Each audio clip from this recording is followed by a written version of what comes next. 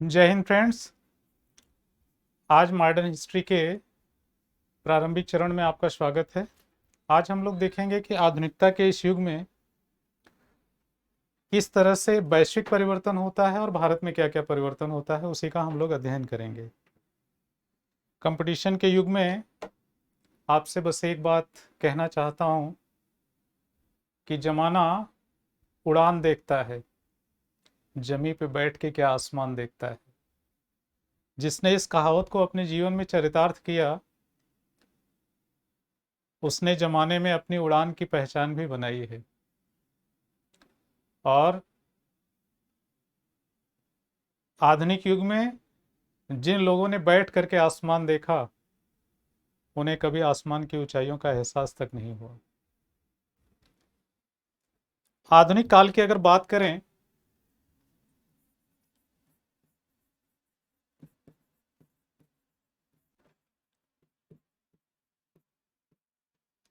आधुनिक भारत की बात करें तो वैश्विक लेवल पर बहुत सारे परिवर्तन होते हैं। जैसे जर्मनी 1770 में स्वतंत्र होता है। इटली 1771 में, सॉरी, इटली 1770 में, जर्मनी 71 में, फ्रांस 1789 में, अमेरिका 1783 में, लेकिन इसका संविधान लागू होता है 1787 में। ये विश्व की स्थिति है 18वीं शताब्दी में। 18वीं शताब्दी में जो हम देखते हैं तो विश्व में कुछ इस तरह की क्रांति होती है। 1771 में जर्मनी आज़ाद होता है, फिर इटली 1770 में, फ्रांस 1789 में, अमेरिका 1787 में, और यहीं अगर हम भारत की बात करें तो 1947 में।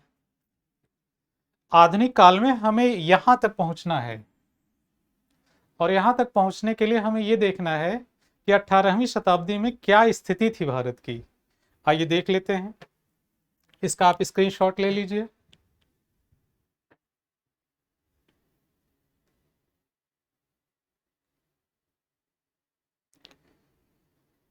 इसके बाद हम लोग देखेंगे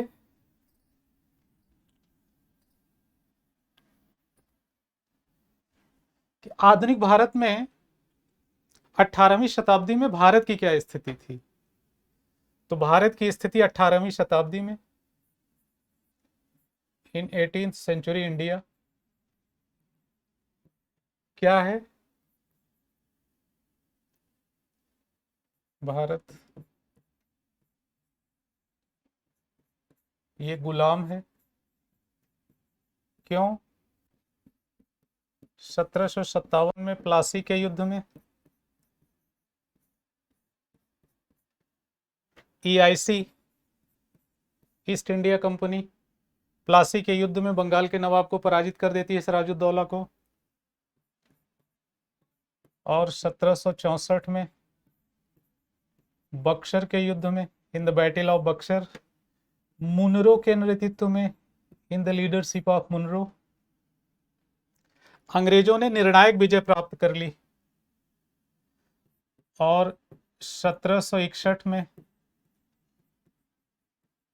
पानीपत का थर्ड युद्ध, थर्ड बैटल ऑफ पानीपत, इसमें मराठे बुरी तरह से परास्त हो जाते हैं।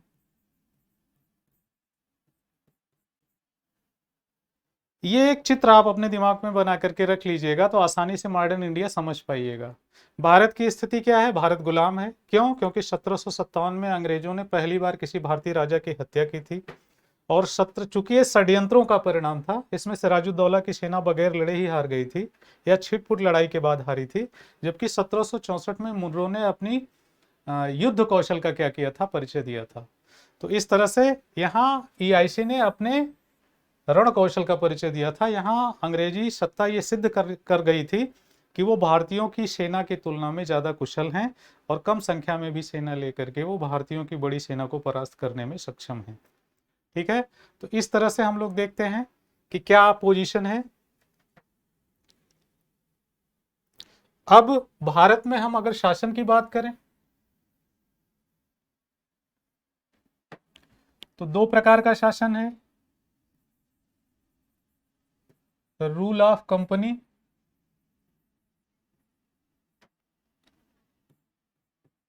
सत्रह से लेकर के 1858 तक,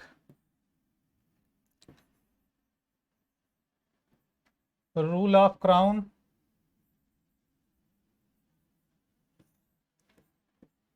1858 से लेकर के 1947। इसी परिप्रेक्ष्य में हम लोगों को समझना है कि मॉडर्न हिस्ट्री कैसे मूव करती है, रूल ऑफ कंपनी का क्या रोल है और रूल ऑफ क्राउन का क्या रोल है। रूल ऑफ कंपनी एक व्यापारिक कंपनी के रूप में भारत में आती है और भारत में किन किन राजाओं के कार्यकाल से गुजरती है, उन कालखंडों को हम लोगों को नोट कर लेना है। अब हम लोग देखेंगे कि डिक्लाइन ऑफ मुगल की सत्ता के पराजय का पतन का कारण क्या था।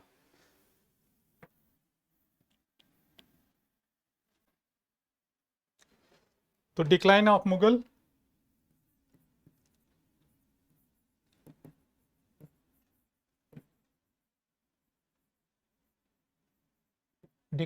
मुगल्स, मुगलों का पतन,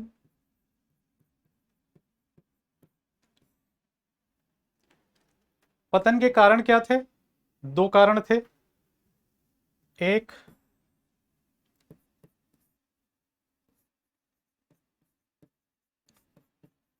आर्थिक दिवालियापन,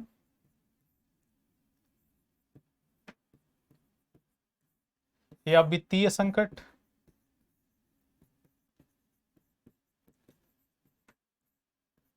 जिसे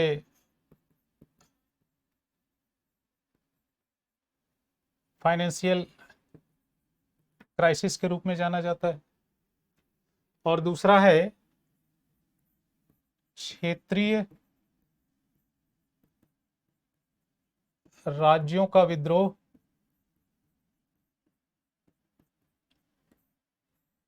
जैसे राजपूत, मराठे, सिख, जाट, बुंदेला। ये दो मुख्य कारण हैं मुगलों के पतन के। और इसमें जो पहला शासक आता है उस शासक का नाम है बहादुर शाह प्रथम। इसे साहिब बेखबर भी कहा जाएगा। अब जो वित्तीय संकट है,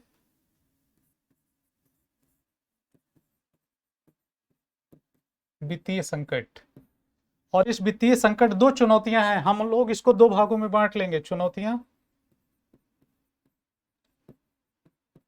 और समाधान।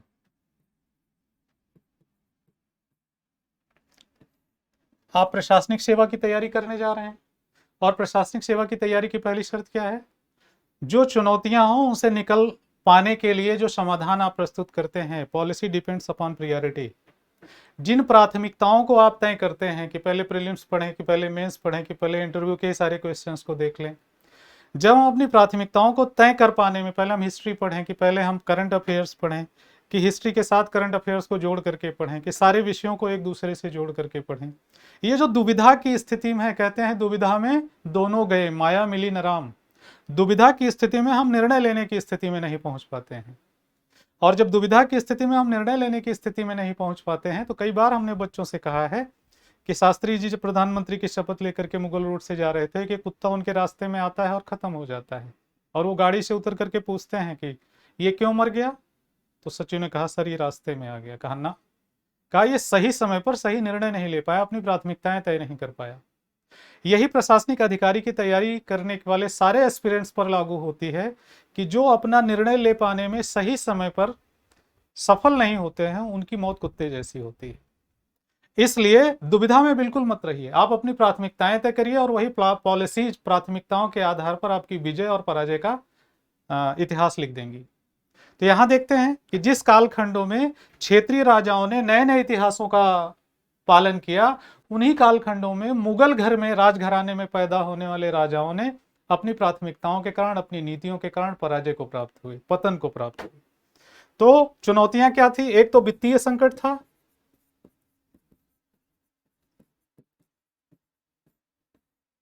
और वित्तीय संकट की शुरुआत किसके काल में होती है? शाहजहां के। इसको बड़ा कौन करता है? औरंगजेब। ऐसा तो था नहीं कि रातों रात बहादुर शाह प्रथम के ही कार्यकाल में ये वित्तीय संकट आ गया। ये विरासत में लौट करके आता है। माँ बाप हमें खूबसूरत दुनिया ही छोड़ करके नहीं देते हैं, माँ बाप हमें चुनौतियां भी दे करके जाते हैं विरासत में, और इसे विरासत में चुनौतियां प्राप्त हुई थी, लेकिन उन चुनौतियों से निकल पाने में असफल रहा था। क्यों? क्योंकि शाहजहां ने जिस वित्तीय अनियमितताओं की शुरुआत किया था, इसे कहते हैं ये छेद कर देता है वित्तीय प्रशासन में, ही मेक्स होल। औरंगजेब उसमें गड्ढा कर देता है, पिट। और बहादुर शाह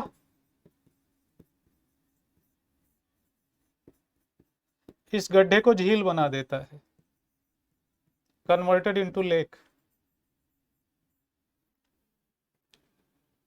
ये चुनौती है। वित्तीय स्थिति बहुत डावाडोल है। क्यों? क्योंकि औरंगजेब की मृत्यु कब होती है? 1707। उस समय वित्तीय खजाने में कितना रुपया बचा हुआ है? 13 करोड़। दूसरी चुनौती क्या है? विद्रोह, राजपूतों का, मराठों का, सिखों का, जाटों का, बुंदेलों का। ये चुनौतियां हैं। वित्त पूरी तरह से खत्म होने को है, समाप्त होने को है। वित्तीय संकट में विरासत से लगातार खर्चे बढ़ रहे हैं, और खर्चे बढ़ने का कारण क्या है? तख्ते ताउस का निर्माण, ताजमहल का निर्माण, बड़ी सेना का निर्माण, अफगानिस्तान का अभियान। काबुल इसके हाथ से निकल गया, कंधार इसके हाथ से निकल गया। इसके लिए एक लंबे समय तक ये अफगानिस्तान में ही प्रयास करता रहा, जिसके कारण से क्या हो गया? आज रूस यूक्रेन के साथ युद्ध कर रहा है। तो पूरे विश्व में महंगाई बढ़ रही है कि नहीं बढ़ रही है? अगर पूरे विश्व में महंगाई बढ़ रही है तो उसका कारण क्या है? उसका कारण है युद्ध। और जब हम युद्ध में शामिल होंगे, जैसे अभी ईस्ट इंडिया कंपनी जब क्षेत्रीय युद्धों में शामिल होगी तो क्या होगी? बैंक ऑफ इंग्लैंड से 1770 में क्या मांग लेगी? वो 10,000 पाउंड का क्या मांगेगी? सहायता मांगेगी। और जैसे ही वो सहायता मांगने के लिए जाएगी बैंक ऑफ इंग्लैंड के पास, तत्कालीन समय पे बैंक ऑफ इंग्लैंड क्या कहेगा? कि आप रेगुलेट किए जाएंगे। और किसी भी देश का शासन कैसे चलता है? 4 दशाओं पर। एक, संविधान सबसे ऊपर है, फिर एक्ट, फिर रूल्स, और फिर रेगुलेशन। ये 4 चीजें ही किसी देश को चलाने के लिए जरूरी है। आपका कुछ संविधान होना चाहिए, उसी के हिसाब से आगे बढ़िएगा। Policies depends upon priorities. तो प्रियोरिटी क्या है हमारी? सर्वोच्च पे संविधान रहेगा, फिर संसद रहेगी, फिर सरकार रहेगी, फिर प्रशासन रहेगा। हमने अपने स्ट्रक्चर्स के आधार पर ही अपनी प्रोटोकॉल्स तय कर दिए। क्यों? क्योंकि इतिहास में ये सब तय नहीं हुए थे, जिसके कारण उस इतिहास के एक कालखंड का पतन देखा गया है। अब जो वित्तीय अनियमितताएं हैं, और इस वित्तीय अनियमितताओं का कारण क्या है, यहां देख लेते हैं, फिर देख लेंगे चुनौतियों में कैसे जो है विद्रोहों को दबाता है। पहला कारण तो वित्तीय अनियमितता का था अंधाधुंध अनुदान। अंधाधुंध अनुदान, ये एनसीईआरटी की लाइन है। अंधाधुंध अनुदान इनकी वित्तीय संकट का सबसे बड़ा कारण था। रेकलेस ग्रांट,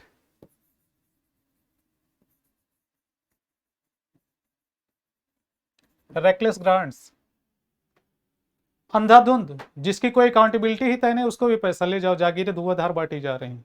और ये स्थिति हो गई कि औरंगजेब के कार्यकाल तक आते आते जागीरें बची ही नहीं, बेजागिरी शुरू कर दिया। भविष्य में जब ये जागीरें खाली होंगी तो आपको मिलेंगी। इस आधार पर जब नौकरियों का आवंटन होने लगा, जागीरियों का आवंटन होने लगा, तो इसे बेजागिरी कहा गया। इसलिए इसीलिए कहा गया है कि जिस वित्तीय प्रशासन में शाहजहां ने छेद किया, उसी वित्तीय प्रशासन में आकर के गड्ढा खोद देता है कौन? औरंगजेब। और इसे संभाल पाने की स्थिति में कौन नहीं था? बहादुर शाह प्रथम और आने वाले अन्य शासक। ठीक है, तो ये चुनौती है, और इस चुनौती से चुनौती का कारण क्या था? अंधाधुंध अनुदान। दूसरा, पदोन्नति, प्रमोशंस।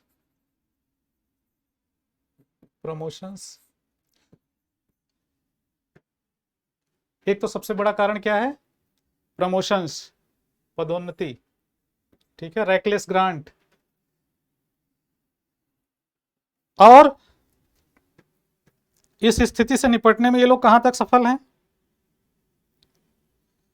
बहुत ही गड़बड़ पोजीशन में है। प्रमोशंस है, और तीसरा क्या है? जो भी इनके पास बजट है 13 करोड़ रुपया, वो समाप्त हो गया। इसने इनकी क्राइसिस को क्या कर दिया? मल्टीप्लाई कर दिया, बहुत ज्यादा बढ़ा दिया। अब ऐसी स्थिति में विद्रोह शुरू हो गए। Poverty makes diversity. गरीबी हमेशा झगड़े उत्पन्न करती है। कहते हैं कि कमजोरी सत्ता जहां भी होगी, कमजोर सत्ता जहां भी होगी, वहां पे विद्रोह होंगे ही। सेंटर जब जब कमजोर होगा, राज उभर करके सामने आएंगे, उसके सामने चुनौती बन करके प्रस्तुत होंगे। यहां पे भी हुआ। वित्तीय क्राइसिस से निपट पाने में असफल था, और उसमें कोढ़ में खाज क्या हो गया? क्षेत्रीय विद्रोह। अब हम देखते हैं कि इसकी पॉलिसी क्षेत्रीय विद्रोहों को दबाने में क्या थी। नंबर 1, राजपूतों के साथ।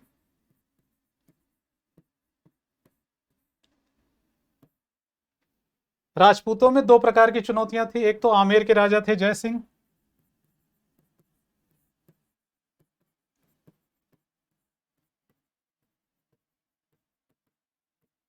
सिंह, और दूसरे हैं मारवाड़ के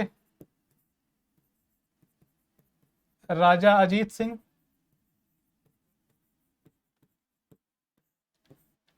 पहले तो इन दोनों को दबाने की कोशिश करता है बहादुर शाह प्रथम, पहले इन पर दबाव बनाता है। जय सिंह को रिप्लेस करता है इन्हीं के भाई विजय सिंह द्वारा। लेकिन इसका विरोध होगा, रेजिस्टेंस होगा। जब ये दमन करने में सफल नहीं होगा तो क्या होगा? इन पर भी दबाव बनाता है, यहां से भी विरोध का सामना करना पड़ता है। ऐसी स्थिति में क्या होता है? ऐसी स्थिति में यह होता है कि इन्हें इनका राज्य वापस कर देता है। He returned his empire to him. इन्होंने इनका साम्राज्य तो वापस कर दिया, लेकिन इन्हें संतुष्ट नहीं किया। क्या किया? इन्हें मनसब नहीं दिया, और इन्हें कहीं का सूबेदार नहीं बनाया गया। इस तरह से कहते हैं कि राजपूतों के प्रति इसकी जो नीति थी, वो इससे पहले विरोध की और बाद में मेल मिलाप की, उसमें भी राजपूतों को यह संतुष्ट कर पाने में पूरी तरह से सफल नहीं रहा। अब मराठों के प्रति क्या नीति है?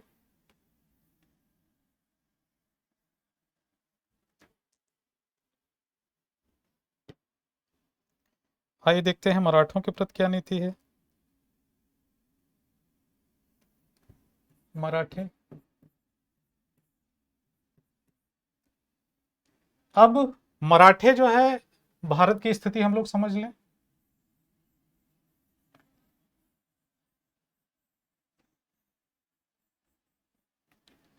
भारत को 3 भागों में बांटा गया है। इसे कहते हैं दक्कन।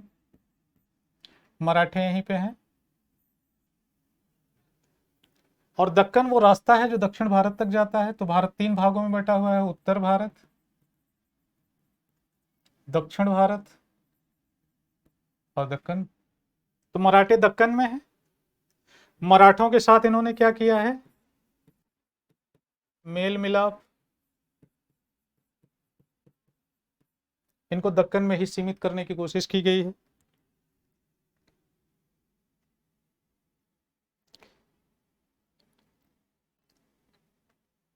अब ये सारी की सारी जो पोजीशन है मेल मिलाप, इनको दक्कन में ही रोकने की कोशिश की गई, इनसे टकराव की कोशिश नहीं की गई है। अब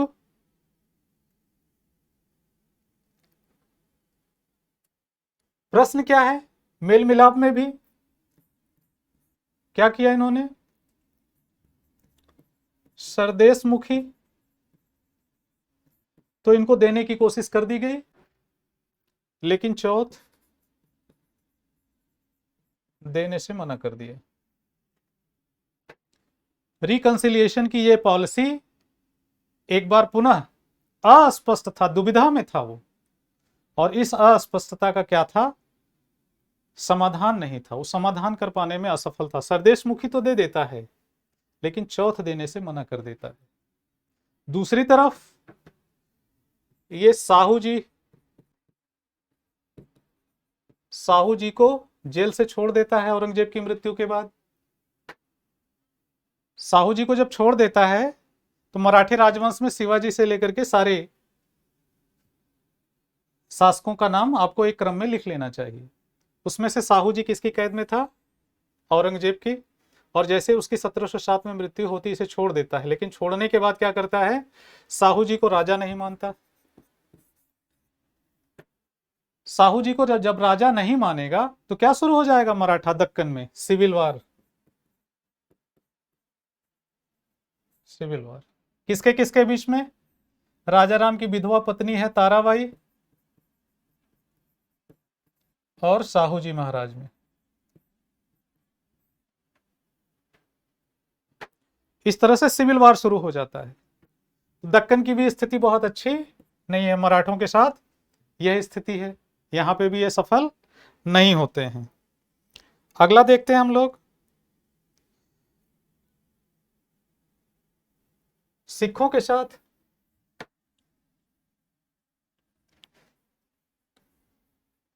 क्या स्थिति है इनकी।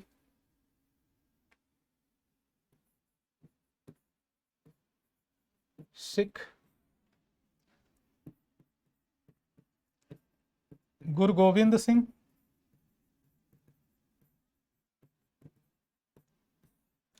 इनको तो मनसब दिया जाता है,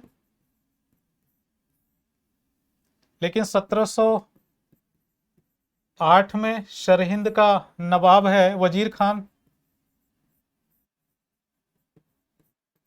इनको मारने के लिए 2 सरदार भेजता है और इनकी हत्या कर दी जाती है नांदेड़ के पास। नांदेड़ में, अगर आपसे पूछा जाए नांदेड़ कहां पे है तो महाराष्ट्र।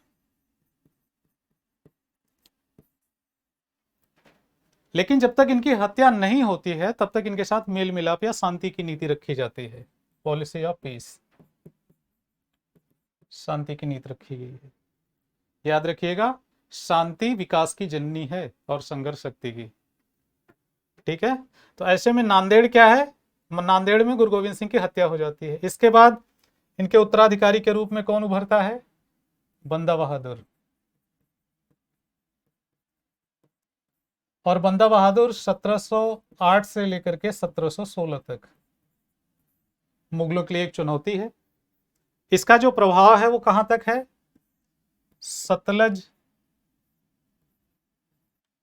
सतलज से लेकर के यमुना तक, ये इसके प्रभाव क्षेत्र में आता है बंदा बहादुर के। तो 1716 में फारूक शेर के कार्यकाल में इसकी हत्या कर दी जाएगी, इनको पनिशमेंट मिलेगा। तो बंदा बहादुर के मृत्यु तक बंदा बहादुर मुगलों के सामने एक चुनौती बना हुआ है। तो सिखों के साथ इनकी कौन सी नीति है, half hearted reconciliation. Half hearted reconciliation इनकी कहां थी, मराठों के साथ भी थी, अर्थात ऊपरी तौर पर मेल मिलाप,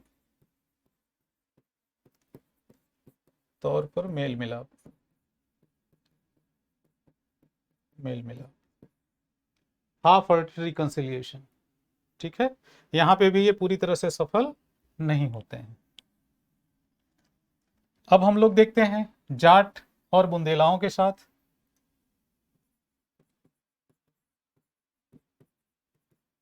जाट और बुंदेला, इनके साथ ये शांति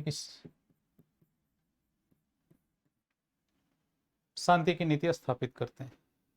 तो कुल मिलाकर के ये विद्रोहों को संभालने की तो कोशिश करते हैं, लेकिन वित्तीय संकट से निपट पाने में ये सफल नहीं होते हैं। इसलिए बहादुर शाह के बारे में एक बात कहा जाता है कि ये उत्तर मुगल काल या लेटर मुगल पीरियड का एकमात्र ऐसा शासक था जिसके बारे में कुछ अच्छे शब्द कहे जा सकते हैं। ठीक है, तो एनसीईआरटी की जो लाइंस हैं उसमें इसके बारे में हम लोग चुनौतियां देखते हैं और उसी चुनौतियों के आधार पर हम समाधान देखते हैं। और मुगल स्थिति थी क्या? अगर हम लोग मुगल स्थिति की बात करें तो ये देखिएगा, ये थी राजनीतिक स्थिति, पॉलिटिकल, ये थी आर्थिक, ये थी सामाजिक और ये थी सांस्कृतिक।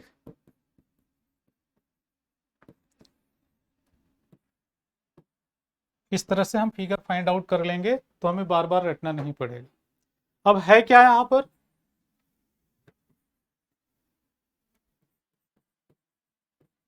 कमजोर।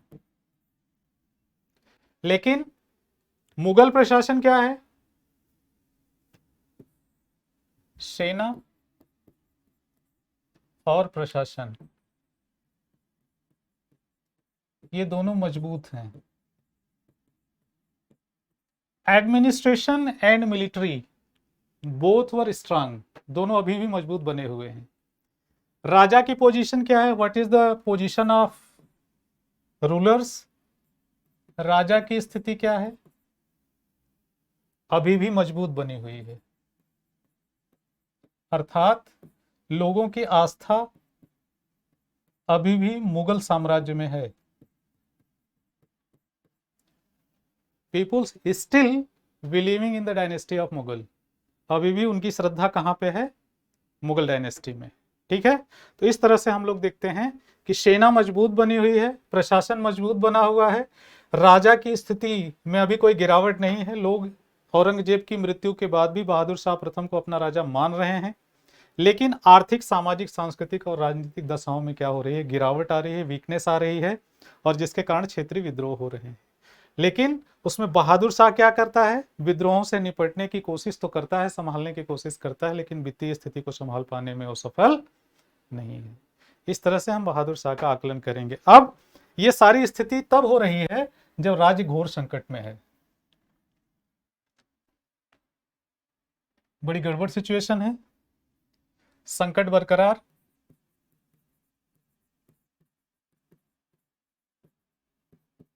संकट बरकरार,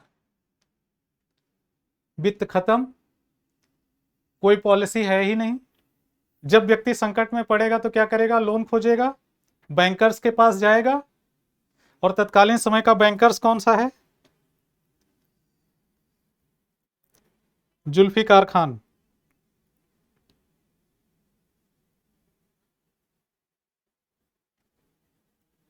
जुल्फिकार खान एक संकट के रूप में, संकट के समाधान के रूप में सामने उभरता है। तो संकट बरकरार है, ऐसे में एक बैंकर्स उभरता है जिसका नाम है जुल्फिकार खान।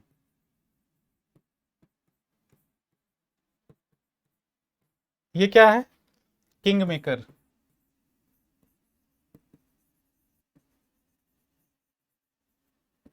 King maker. जब भी राजा की स्थिति कमजोर होगी तो किंग मेकर उभरेंगे, जैसे यहां उभर रहे हैं। और जब यहां उभर रहे हैं तो इसमें कौन है? जुल्फिकार खान। इसने क्या किया? फाइनेंस की व्यवस्था की। फाइनेंस। बोहरा कमेटी ने एक रिपोर्ट संसद में प्रस्तुत की और जिसपे चिंता व्यक्त की कि भारतीय राजनीति में व्यापारी, अपराधी राजनेताओं का एक गठजोड़ हो रहा है जो भारतीय राजनीति के लिए अच्छा नहीं है। और सबसे बुरा संकेत तो यह है कि उसमें ब्यूरोक्रेसी भी शामिल हो रही है। और सुप्रीम कोर्ट के न्यायाधीश रहे हैं काटजू साहब, और उन्होंने हाई कोर्ट के न्यायाधीशों के बारे में एक टिप्पणी करी है कि हाई कोर्टों में अंकल सिंड्रोम उभर रहा है, जो न्याय व्यवस्था के लिए ठीक नहीं। ये सब क्या है? King makers. और किंग मेकर्स में जो पहला नाम आता है वो जुल्फिकार खान का आता है। और जब जुल्फिकार खान फाइनेंस की व्यवस्था करेगा तो मोहम्मद शाह के बेटे, जिसका नाम क्या है? जहांदार शाह।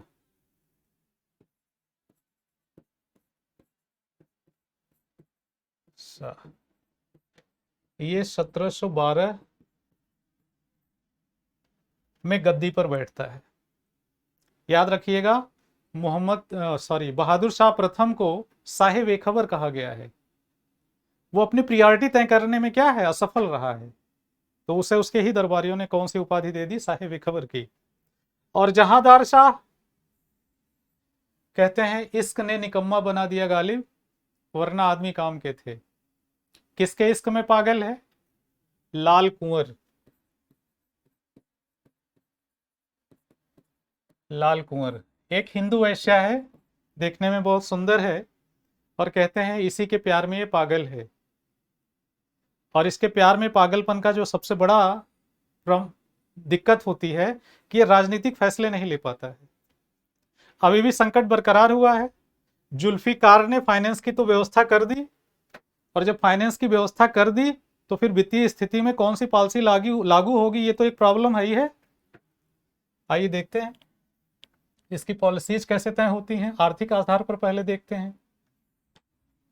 आर्थिक नीतियां। क्यों?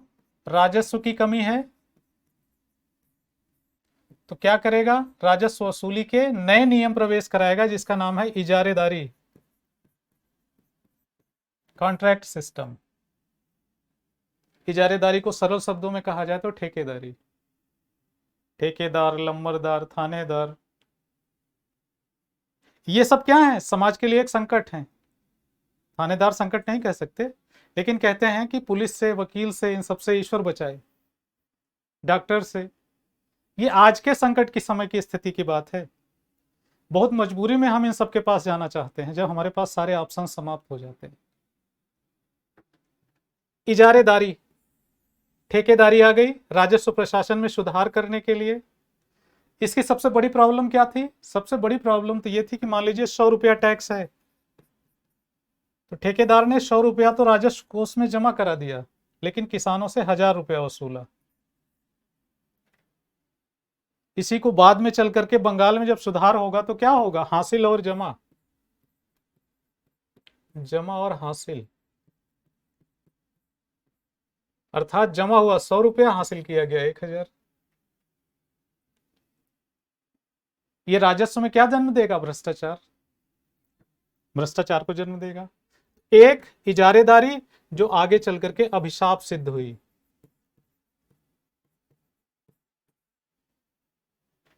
राजा की पोजीशन क्या है? कमजोर, लंपट,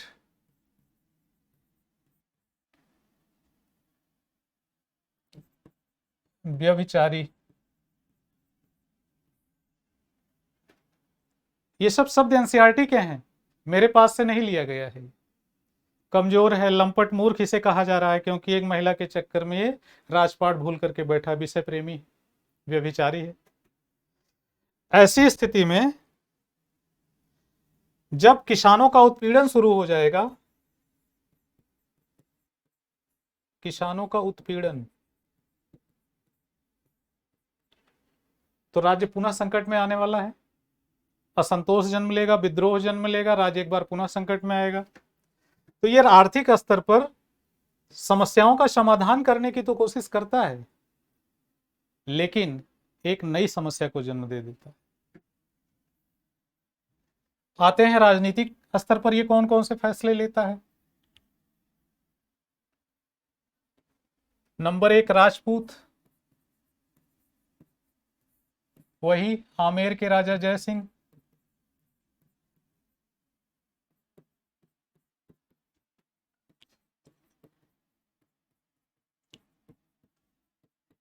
सवाई जय सिंह की उपाधि देता है। ही इंटाइटल्ड टू राजा जयसिंह सवाई जयसिंह। सवाई का मतलब है सवा शेर। और केवल उपाधि ही नहीं देता, जैसे हम किसी से ये कहते हैं कि हमें आपसे प्यार है और साथ में उसे मर्सिडीज बेंच भी गिफ्ट में देते हैं, तो उससे उसके प्यार की गहराई का पता चलता है, उसके लगाव का, उसके महत्व का पता चलता है। यहां सवाई जयसिंह को केवल सवाई की उपाधि नहीं दी गई, बल्कि इसे मालवा की सूबेदारी भी दी गई।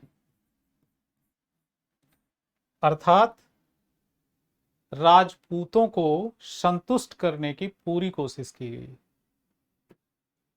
दूसरा है अजीत सिंह, मारवाड़ का राजा, इसे महाराजा की उपाधि दी गई।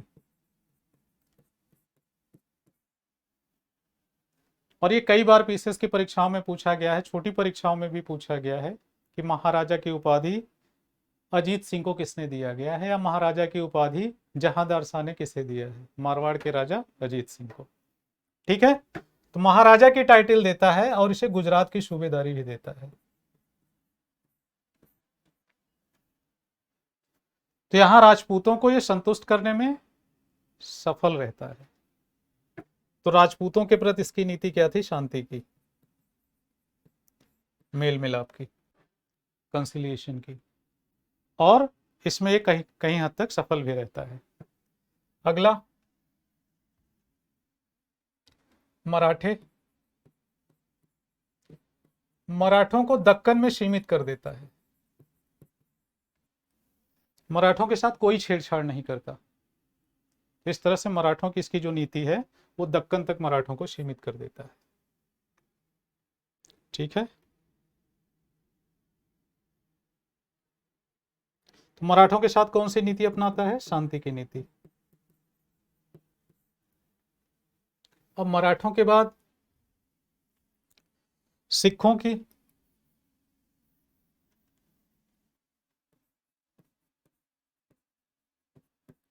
सिखों के प्रति इसकी दमन की नीति जारी रहती है।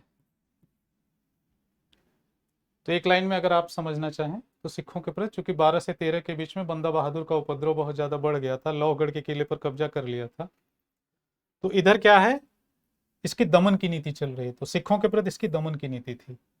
जाट और बुंदेला, जाट और बुंदेला, इनके साथ है ये, इनके साथ क्या करता है? मेल मिलाप की नीति, रिकंसिलिएशन पॉलिसी, मेल मिलाप जारी रखता है। ठीक है, तो इस तरह से इनकी नीति चलती रहती है। अब इन सारी स्थितियों के बावजूद क्या है? संकट बरकरार।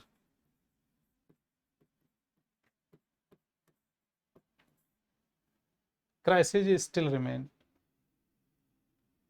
कैसे इससे निपटा जाए?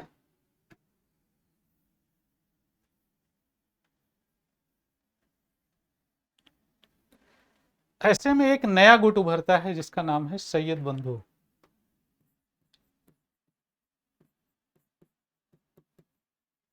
सैयद बंधु दो भाई हैं, अब्दुल्ला खान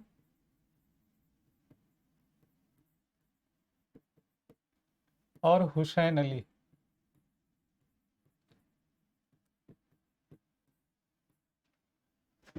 अब्दुल्ला खान और हुसैन अली दो भाई हैं।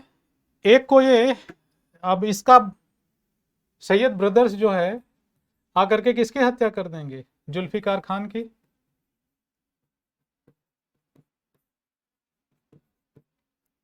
और जहांदार शाह की उसी का भतीजा हत्या कर देगा, फारूक शेर।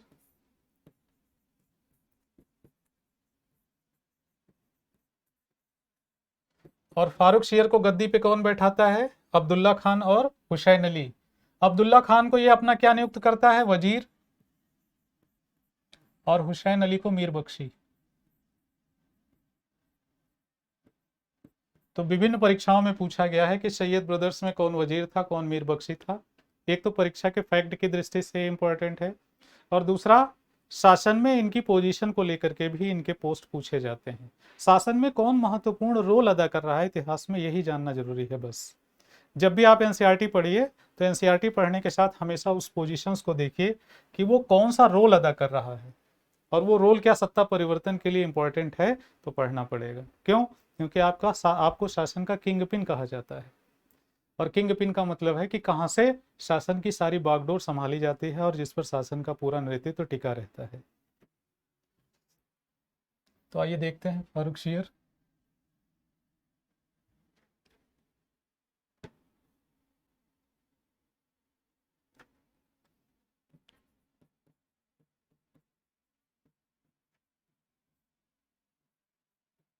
फारूक शेर 1713 से 1719। अब इसको भी घृणित कायर,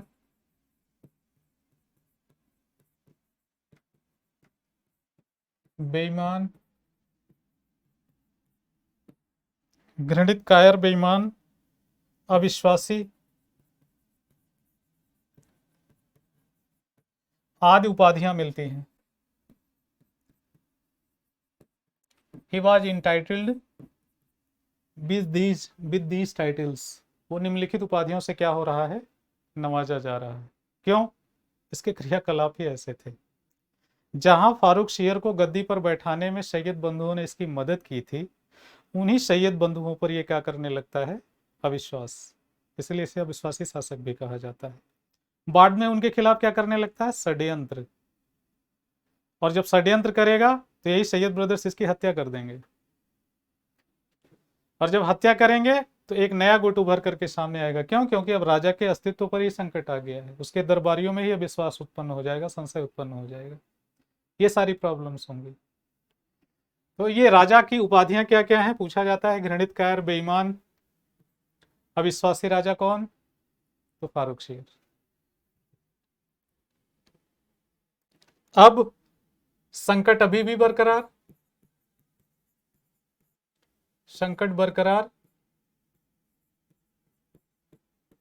तो क्या होगा? वित्तीय स्तर पर क्या समाधान आया? What solutions came at the financial level? और जो पहला संकट का समाधान करता है वो जजिया कर समाप्त कर देता है।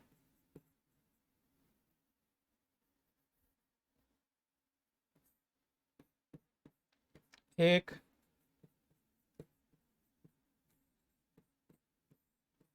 जजिया कर समाप्त कर देता है। याद रखिएगा एक चीज कि जजिया कर को जहांदार शाह ने भी समाप्त किया था।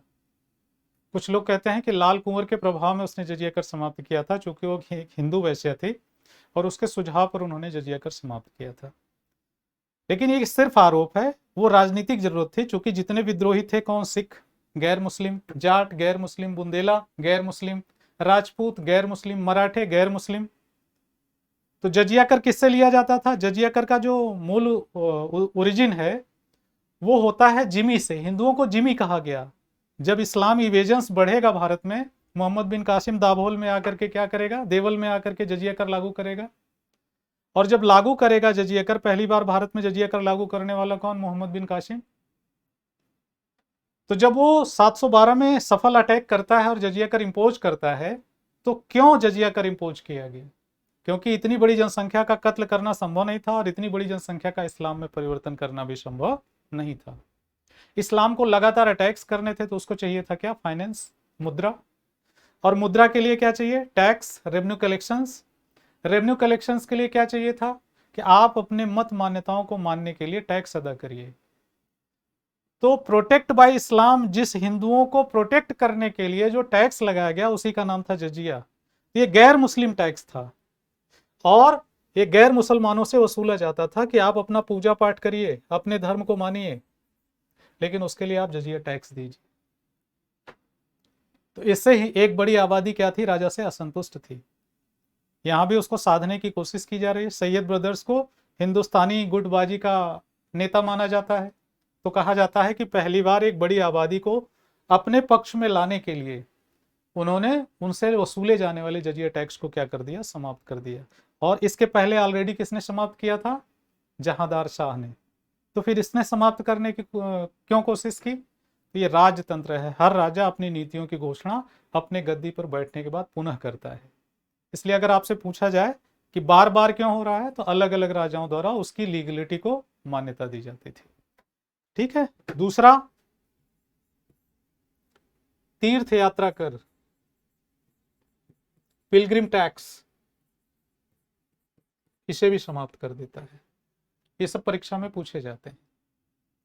तीर्थ यात्रा कर, जजिया कर समाप्त करने वाला राजा कौन? फारुख। ठीक है। ये कोशिश क्या कर रहा है? सबका साथ, सबका विश्वास। सबका साथ, सबका विश्वास, ये शासन चलाने की सबसे बड़ी नीति है कि जब तक बड़े स्तर पर जनसंख्या राज्य के पक्ष में नहीं होगी, राज्य करना लगभग नामुमकिन है। ठीक है। तो ऐसी स्थिति में हम लोग देखेंगे कि किस तरह से इन्होंने अपने शासन को आगे बढ़ाया। सबका साथ, सबका विश्वास साधने की इन्होंने कोशिश किया है। अब इनकी राजपूतों की नीति क्या है, आइए देख लेते हैं। दूसरी समस्या क्या है? अभी भी संकट बरकरार है। संकट बरकरार है तो इनकी पॉलिसीज क्या क्या है, उन पॉलिसीज पे हम लोग चर्चा कर लेंगे। पहली पॉलिसी है राजपूतों के साथ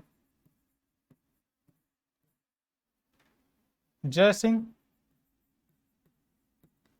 और अजीत सिंह अभी भी हैं। इन दोनों को महत्वपूर्ण पदों पर रखा गया।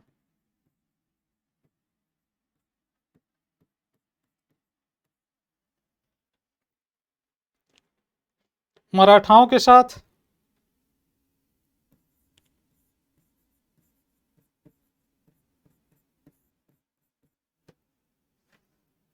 मराठाओं की जो हम वंशावली नोट करेंगे तो याद रखेंगे कि मराठाओं की एक पूरी श्रृंखला है और पेशवाओं का जो उदय होता है वो 1713 में होता है। बालाजी बाजीराव करके आते हैं। बालाजी बाजीराव बाद में आएंगे, बालाजी विश्वनाथ पहले हैं, पहले पेशवा हैं। तो बालाजी विश्वनाथ जब आते हैं तो इन्होंने संधि की मुगलों से। कब? 1719 में मराठों से संधि।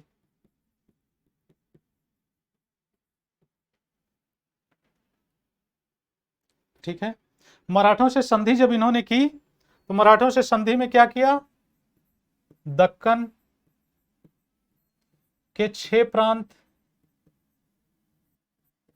से सरदेशमुखी और चौथ वसूलने का अधिकार किसे दे दिया गया? मराठों को। सरदेशमुखी और चौथ वसूलने का अधिकार किसको दे दिया गया? मराठों को। कहते हैं ना, इस क्षेत्र में हमारा सिक्का चलता है। जहां आपका सिक्का चलता है वहां आपका शासन भी चलेगा। यही यहां भी होता है। सरदेशमुखी और चौथ, तो फंड किसका मजबूत हो रहा है? मराठों का। तो शक्तिशाली कौन होंगे? मराठे। क्यों? जो रेवेन्यू अभी तक मुगलों के राजकोष में जाते थे वो अब राजस्व कहां जा रहा है? मराठों के राजकोष में। क्यों? मजबूरी है। सत्ता क्या है? कमजोर है। राजा क्या है? पतित है, व्यभिचारी है, विषय प्रेमी है, ओछा है। ये सब एनसीईआरटी की लाइंस है। राजा कमजोर है, चरित्रहीन है, विषय प्रेमी है, इसलिए उसको ये समझौते करने पड़ेंगे। क्योंकि मजबूत शासक ये समझौते नहीं करेगा, एक कमजोर शासक ही करेगा। ठीक है। तो इस तरह से मराठों से ये संधि की गई और कहते हैं ये मराठों के लिए मैग्ना कार्टा साबित हुई। यहां से मराठे लगातार मजबूत होते चले जाते हैं। जिन क्षेत्रों पर अभी तक मुगलों का आधिपत्य था उसके राजस्व प्रशासन पर कब्जा कौन कर ले रहा है? मराठे कर ले रहे हैं। बाद में इसी राजस्व प्रशासन पर अटैक करने की कोशिश कौन करेगी? EIC, east India company. East India company भी बंगाल की दीवानी किससे प्राप्त कर लेगी? मुगल बादशाह से, शाह आलम द्वितीय से। ठीक है। तो राजाओं के क्रम में इस तरह से देखते हैं कि एक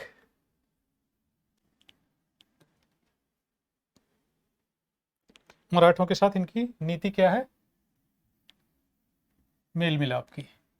सिख इसके साथ दमन की नीति। बंदा बहादुर 1716 हत्या। ठीक है, इस तरह से बंदा बहादुर की हत्या कर दी जाती है, दमन कर दिया जाता है। फिर जाट और बुंदेला,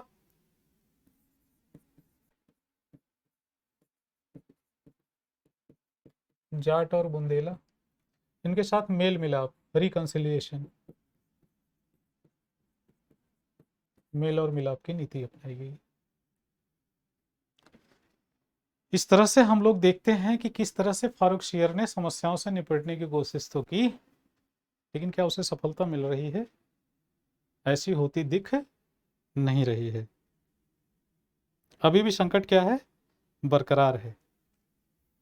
क्यों संकट बरकरार होने का कारण क्या है?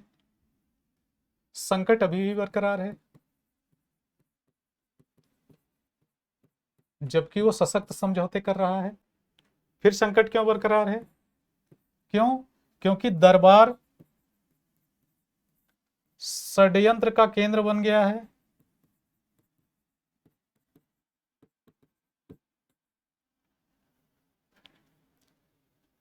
जब कोई राजा किसी नीतियों के समाधान में सफल नहीं होता है तो उसके विरोधी गुट को क्या होने लगता है, फायदा। क्यों?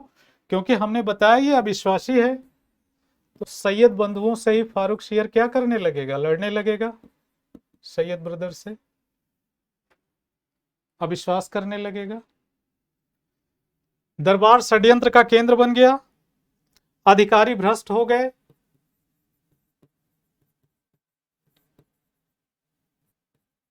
अधिकारी भ्रष्ट हो गए, वित्तीय संकट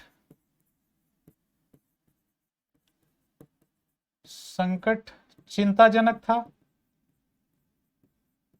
क्यों? क्योंकि कर्मचारियों को वेतन देने के लिए पैसा ही नहीं था।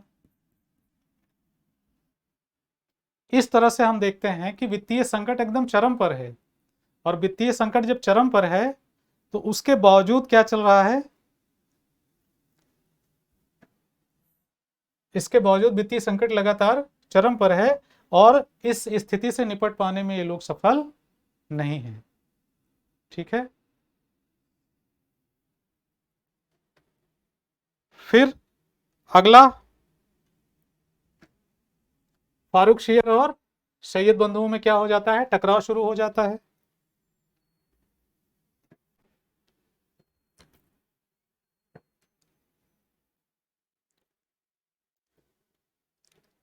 कहते हैं ना, विनाश काले विपरीत बुद्धि। विनाश काले विपरीत बुद्धि का मतलब है कि विपरीत परिस्थितियों में आदमी हमेशा उल्टे फैसले लेता है। यहां भी यही हुआ, और जैसे ही सैयद बंधुओं को यह पता चला कि फारुखशियर उनके खिलाफ षड्यंत्र कर रहे हैं, तो इन्होंने फारुखशियर की क्या कर दी, हत्या। फारुखशियर की हत्या कर दी गई, और जब फारुखशियर की हत्या कर दी गई तो फिर संकट शुरू हो जाएगा। क्या संकट शुरू होगा,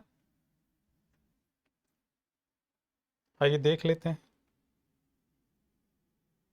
क्योंकि 1719 में फारुखशियर की हत्या कर दी जाएगी, और जब फारुखशियर की हत्या कर दी जाएगी तो राजा का जो स्टेटस है उसमें गिरावट आ जाएगी या समाप्त हो जाएगा। क्यों? बहुत सारे कारण हैं, उन्हीं कारण को देख लेते हैं हम लोग। पहली बात तो ये कि सामंत अब संदेह में रहने लगे, सामंत अब संदेह की स्थिति में रहने लगे कि अब राजा ही सुरक्षित नहीं है तो राज्य कैसे सुरक्षित होगा। दूसरा, जनता, जनता को क्या मालूम कि राजा क्या कर रहा है। जनता सैयद ब्रदर्स के प्रति क्या कर रही है, आक्रोशित है।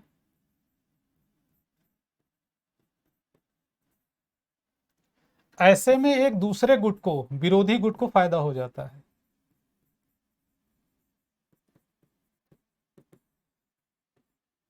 एक नवीन गुट का क्या होता है, उदय हो जाता है। और कहते हैं कि जब फारूक शेर के कार्यकाल में दरबार षड्यंत्रों का केंद्र बन गया था, तो दरबार में कई गुट आ गए थे। ईरानी गुट था, तुरानी गुट था, भारतीय गुट था।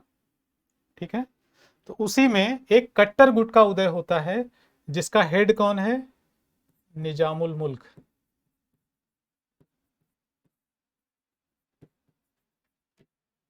निजामुल मुल्क, आसफ जहां निजामुल मुल्क, इसी ने क्या किया है, हैदराबाद की स्थापना की है।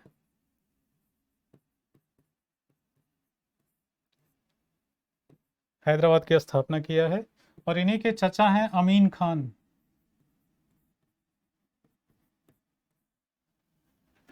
अमीन खान, इन्होंने क्या किया है, हुसैन अली जो मीर बख्शी है,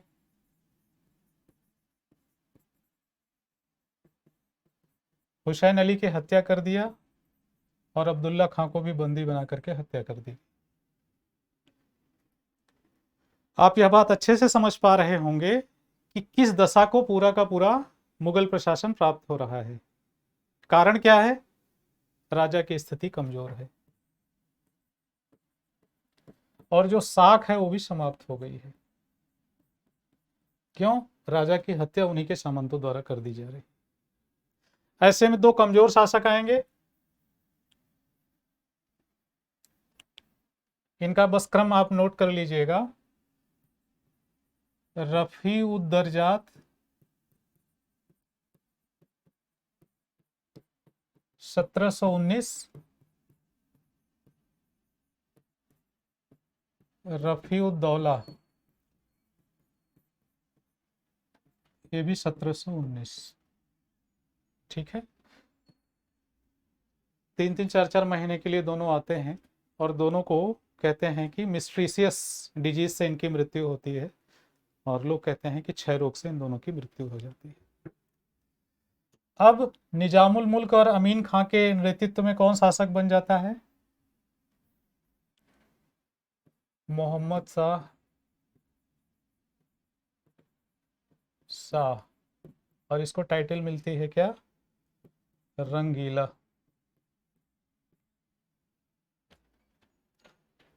रंगीला की टाइटल मिली है, राजा क्या है, एक बार पुनः पतित, कमजोर, व्यभिचारी, विषय प्रेमी, ओछा, यही सारे चरित्र लेकर के आ रहा है कौन, रंगीला।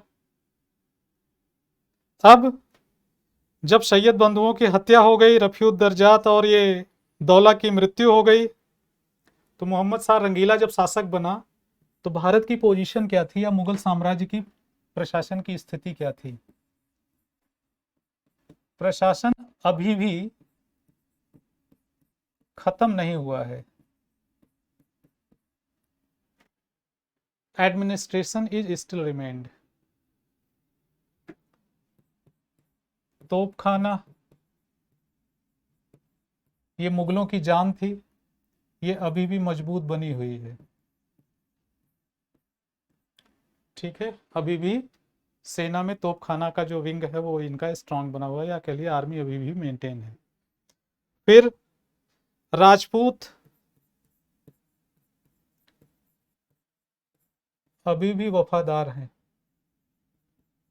मुगलों के प्रति, लायल हैं। ठीक है, वफादार हैं, लायल हैं। फिर मराठे अभी भी दक्कन में सुरक्षित हैं। सिख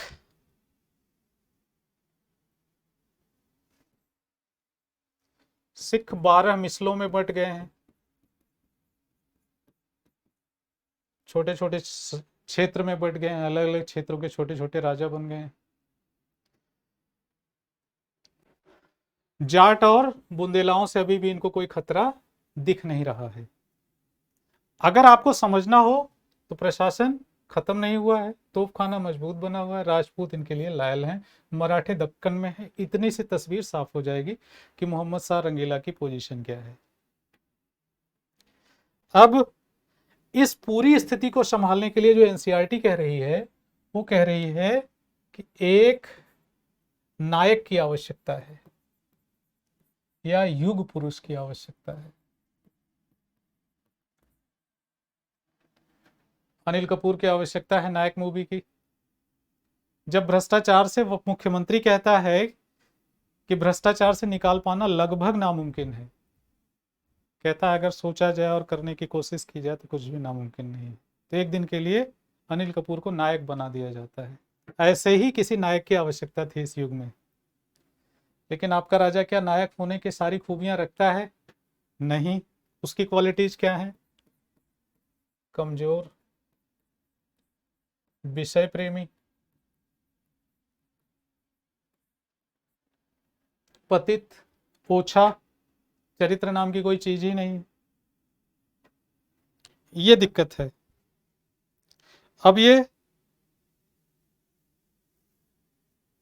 शासन पर कोई ध्यान ही नहीं देता। मोहम्मद शाह रंगीला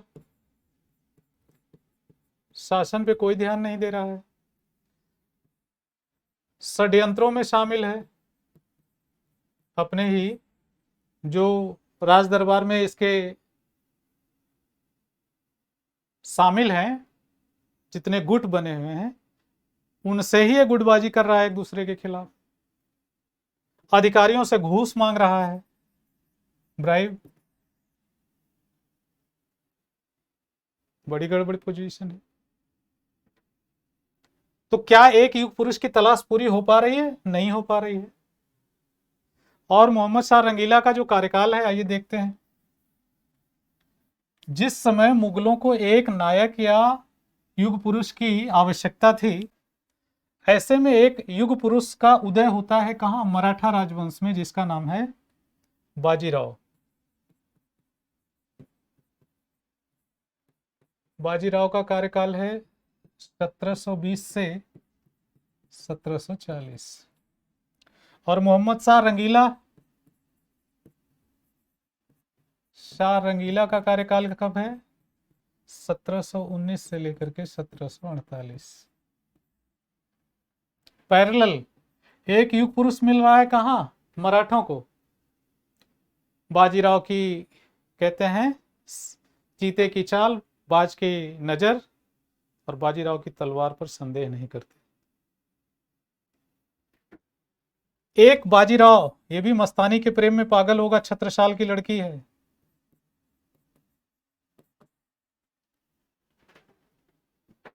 ठीक है।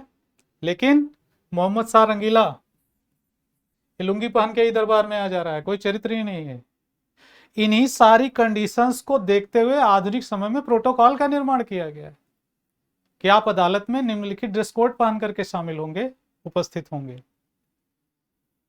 हमारे मंत्रियों का क्या रैंकिंग है? राष्ट्रपति अपने यहां प्रथम नागरिक है, उसके बाद के सारे अधिकारियों का क्या क्रम होना चाहिए, यही प्रोटोकॉल में आता है। क्यों? क्योंकि एक ऐसा राजवंश है जो प्रोटोकॉल के अभाव में समाप्त हो गया है। और कोड में खाज क्या हो गया? राज्य संकट में है। इसी के कार्यकाल में 1739 में नादिर शाह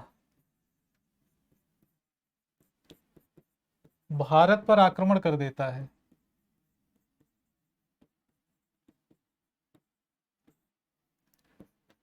और करनाल के युद्ध में मोहम्मद शाह रंगीला बिना लड़े ही हार जाता है।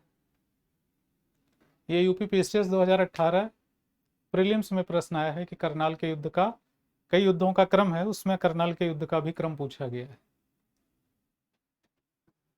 3 घंटे के अंदर मोहम्मद शाह रंगीला सरेंडर कर देता है और पूरी रात दिल्ली में कत्लेआम होता है और 70 करोड़ रुपए की क्या होती है? लूट होती है। जिस मुगल राजकोष में पैसा नहीं था, उस मुगल राजवंश में दिल्ली में लूट करके नादिर शाह यहां से 70 करोड़ रुपया लेकर के गया अपने साथ। और क्या क्या लेके गया? तख्ते ताउस,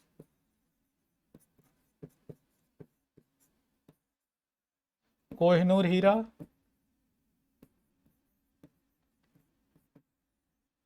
तख्ते ताउस, कोहिनूर हीरा, ये सब अपने साथ लेकर के जा रहा है। 70 करोड़ रुपया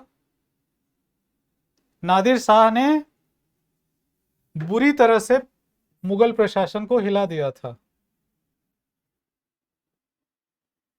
ये कंडीशंस हो गई थी इनकी।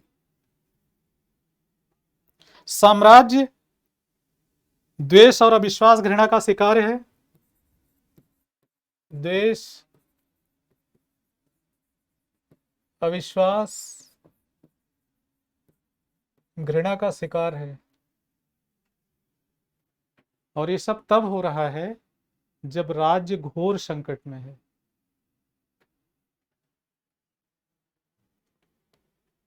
सेना में कोई समझौता ही नहीं हो पा रहा है। सेना भी गुटबाजी की शिकार हो गई। बड़ी भयावह स्थिति है।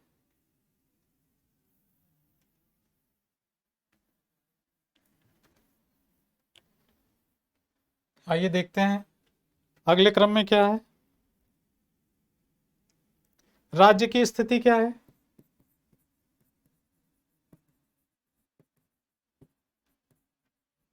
राज्य की स्थिति खराब है। आप भी मेरे साथ साथ नोट करते रहिएगा। ये एनसीईआरटी की लाइन है। राज्य की स्थिति बहुत खराब चल रही है। राजा क्या है? मूर्ख, व्यभिचारी, पूछा। राजा की स्थिति और भयावह है। दरबारी,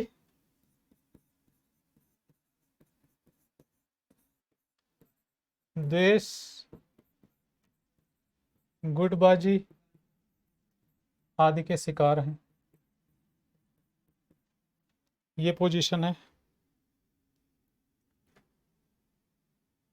अगर इसे हमें फिगर में फाइंड आउट करना पड़े तो ऐसे बना लेते हैं। मोहम्मद शाह रंगीला,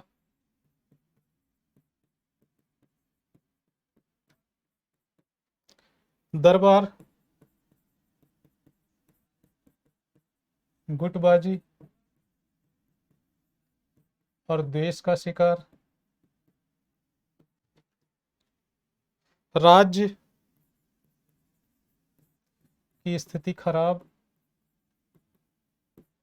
नीचे राजा मूर्ख, घृणित, कायर, सॉरी,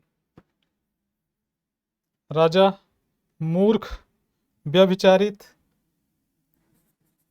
व्यभिचारी और घृणित। ये राजा की पोजीशन है। और सबसे बड़ी बात तो ये है कि ये सब तब हो रहा है जब राज्य घोर संकट में है।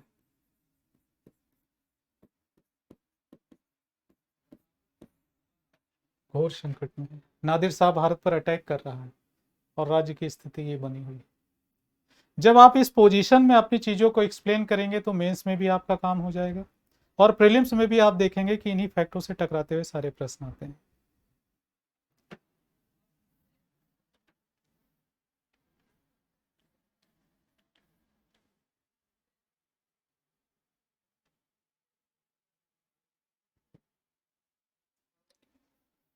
ऐसे में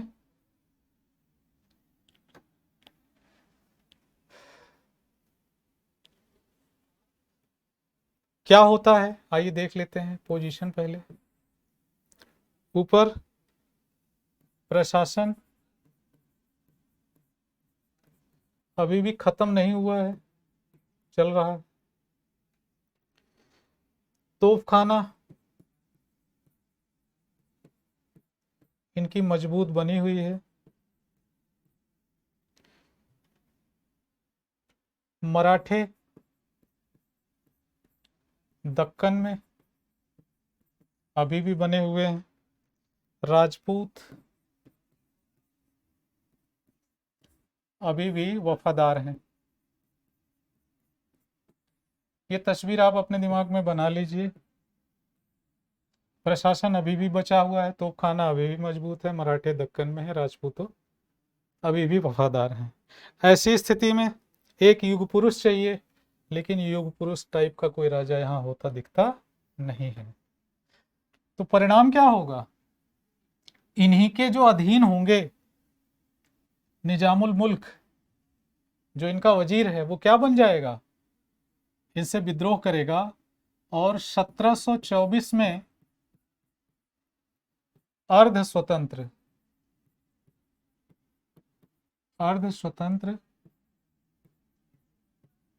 हैदराबाद राज्य की स्थापना करेगा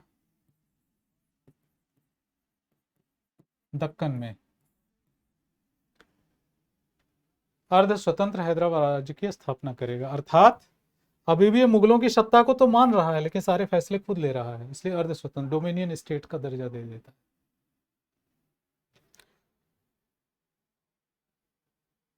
यहीं से क्या माना जाता है? मुगल साम्राज्य का पतन प्रारंभ हो जाता है। ये वो घटना थी जिसने लेटर मुगल पीरियड में मुगलों के पतन पर मुहर लगा दिया था कि अब भविष्य में मुगल शासन करने के लायक नहीं रह गए हैं। क्यों? क्योंकि उनका सबसे काबिल व्यक्ति निजामुल मुल्क अर्ध स्वतंत्र हैदराबाद राज्य की स्थापना कर देता है। पहले समझाता है, चाणक्य ने भी समझाया था। कब? जब सिकंदर अटैक कर रहा था, दो लोगों को समझाया था उसने। एक गंधार के राजा थे जिनके अधीन तक्षशिला आती थी, अंभी को, और अंभी ने उनकी बात नहीं मानी तो तक्षशिला छोड़ दिया। पोरस को समझाने की कोशिश की, पोरस ने उनकी बात को तो माना, लेकिन कंप्लीट उनकी बात को नहीं माना, नहीं तो सिकंदर कभी भी यहां से जिंदा वापस न जाता।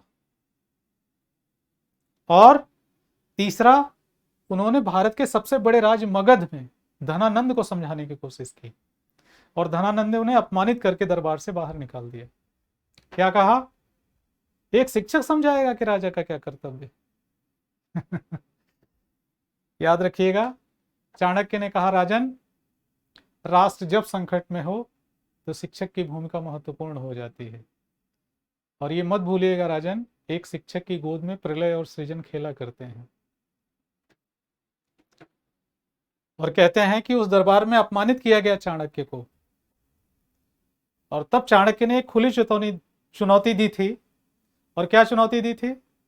कि राजा रज से बना है, यदि राजा का अहंकार उसके सर पर चढ़ जाए, तो रज कहते हैं धूल के कण को, तो राजा को धूल में मिलना तय हो जाता है। उसकी जनता, उसके बुद्धिजीवी वर्ग उसे पतन की तरफ ले जाने की तरफ कोशिश करने लगते हैं। कहते हैं बिगड़ने के लिए तो कोशिश ही नहीं करनी पड़ती, सिर्फ बनने का प्रयास छोड़ना पड़ता है बस। जैसे सिंपल तरीके से हम लोग बात करें, एक छोटा बच्चा है, चलता है, गिरता है, फिर कोशिश करता है और अंत में चलने लगता है।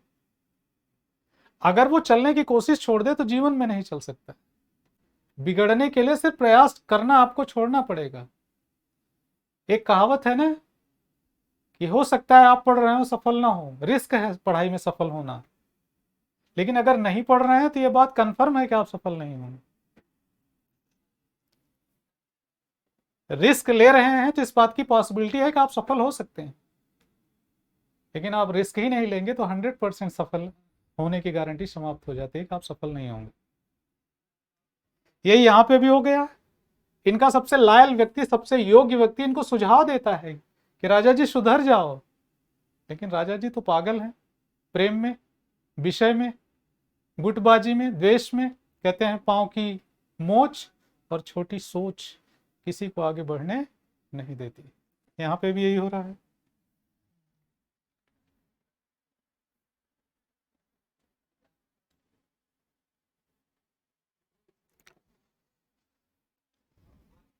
ऐसे में करनाल का युद्ध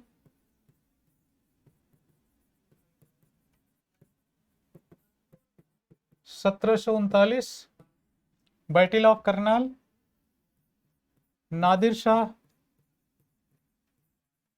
ईरानी, ईरान से आया था, मोहम्मद शाह रंगीला को परास्त करता है 3 ही घंटे के अंदर, और यहाँ से 70 करोड़ रुपए की लूट, तख्ते ताउस, ये शाहजहां का सिंहासन था, कोहिनूर हीरा,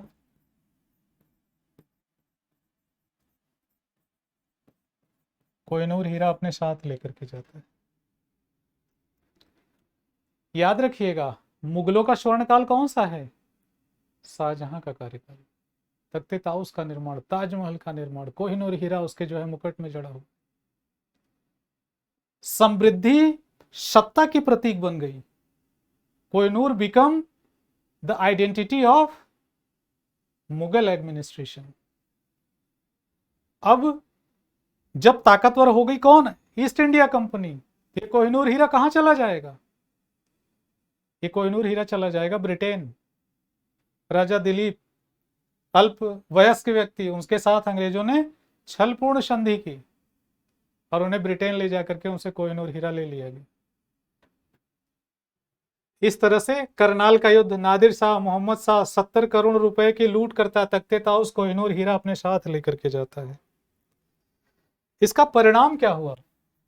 what was the consequences of these circumstances? पहला, नंबर 1, मुगल वंश की प्रतिष्ठा का अंत हो गया।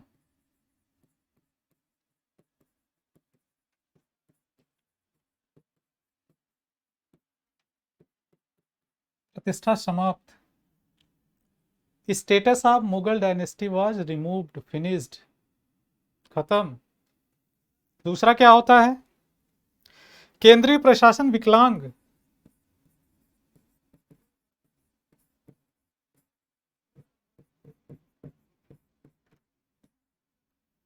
सेंट्रल एडमिनिस्ट्रेशन पैरालाइज्ड, विकलांग।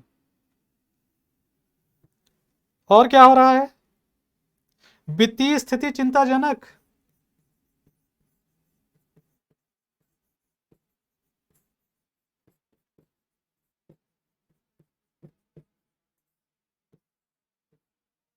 राज्य की संपत्ति अब विदेश जा रही है, बहुत भयावह स्थिति है। अगला, उत्तर पश्चिम का दरवाजा खुल गया।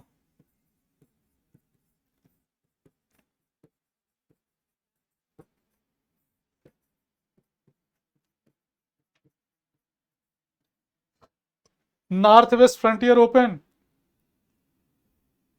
अब भारत में वहां से अटैक शुरू हो जाएंगे। ये प्रॉब्लम्स आ गई, ये है परिणाम इसके।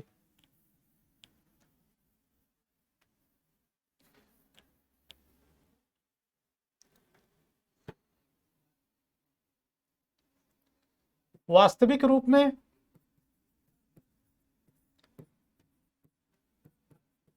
मुगल वंश समाप्त हो गया, लेकिन मुगल सत्ता 1857 तक या 1858 तक चलती रही।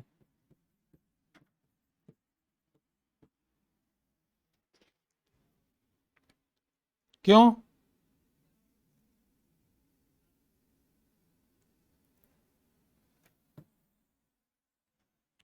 क्यों चल रही है सत्ता?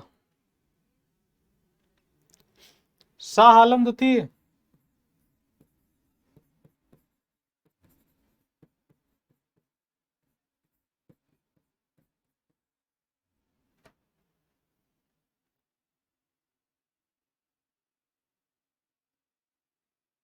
शाह आलम द्वितीय शासक बनता है 1759 में,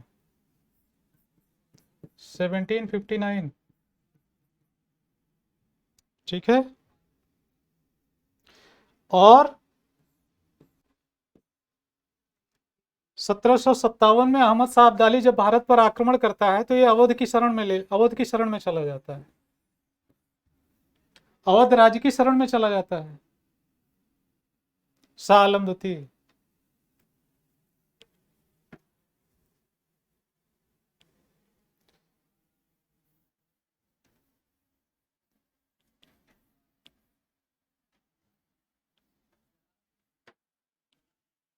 और अंग्रेजों ने जब बक्सर के युद्ध में परास्त किया शाह आलम द्वितीय अवध के नवाब और बंगाल के नवाब को संयुक्त रूप से बक्सर के युद्ध में, तो मुगल बादशाह के साथ 1765 में इलाहाबाद की संधि की।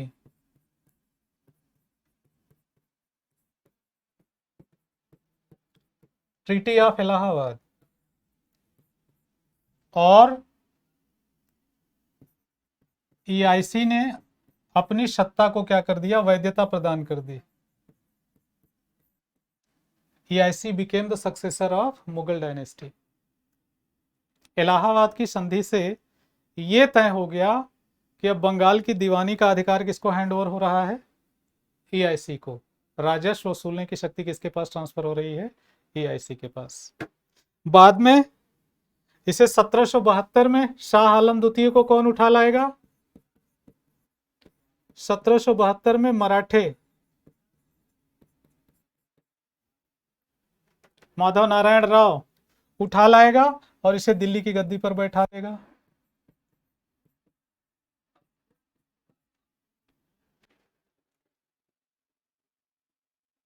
अंग्रेजों ने इसके साथ एक ट्रीटी की, अपने आप को सक्सेसर घोषित कराया और इसे पेंशन दे दी शाह आलम द्वितीय को।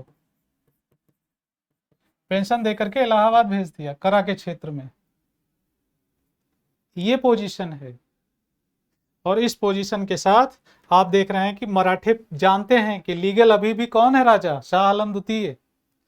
इसलिए शाह आलम द्वितीय के बारे में एक बात कही जाती है कि आलम से पालम तक ही इनकी सत्ता थी। जहां पे आज अंतरराष्ट्रीय इंदिरा गांधी हवाई अड्डा है, उसी को आलम से पालम तक कहते हैं। उतने क्षेत्र में इनका शासन सिमट गया था।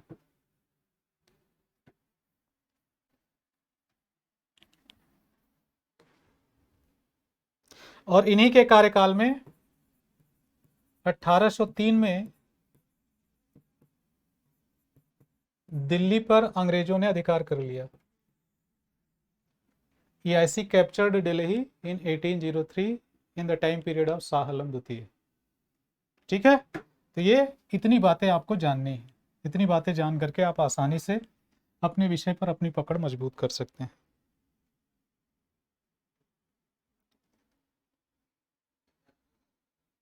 अब एक समरी देख ली जाए जो हमने पढ़ा है, क्या हम इसको रिवाइज कर सकते हैं? आइए देखते हैं, रिवाइज कर लेते हैं हम अपने ही ज्ञान को। पहला, 1707 औरंगजेब की मृत्यु। औरंगजेब की मृत्यु। फिर 1707 में कौन गद्दी पर बैठता है, बहादुर शाह। शाह फर्स्ट। इसने कोशिश क्या की, इसने विद्रोह को संभाला,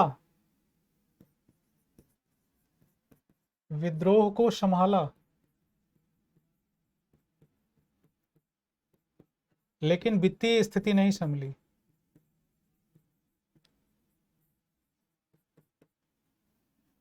ये विद्रोह को तो संभालने की कोशिश किया इसने, लेकिन वित्तीय स्थिति इसके बस की बात नहीं रही। फिर जहांदार शाह।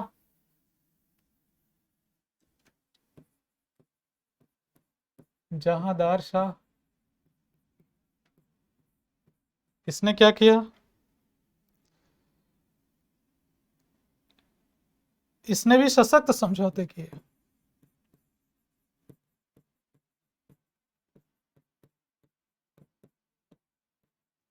लेकिन इसने एक अभिशाप इजारेदारी को जन्म दे दिया। इजारेदारी अभिशाप, एक कर्ज को इसने जन्म दे दिया। इजारेदारी बाद में ये समस्या बन गई, राज्य में विद्रोह, आंतरिक अशांति का कारण बन गई। भ्रष्टाचार। रंगीला फारुखशियर से होते हुए, फारुखशियर इसका क्या करता है? फारुखशियर इन्हीं सशक्त समझौतों का विस्तार, लेकिन सफल नहीं। ठीक, फिर आते हैं रंगीला साहब। रंगीला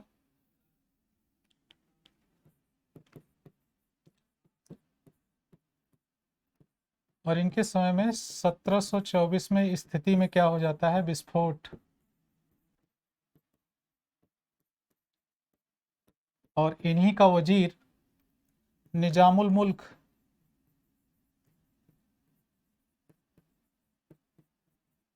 एक नवीन राज्य हैदराबाद की स्थापना कर देता है।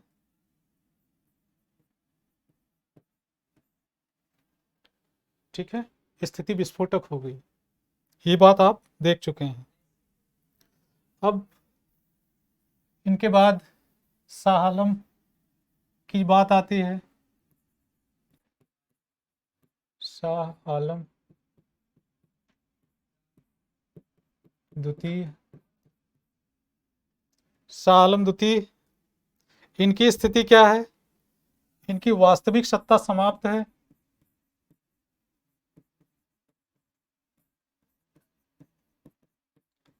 सत्ता समाप्त है, इनकी वास्तविक सत्ता तो समाप्त है, लेकिन ये अभी भी क्या है? लेकिन अभी भी सत्ता के प्रतीक बने हुए हैं। परिणाम स्वरूप क्षेत्रीय राज्यों का उदय होता है।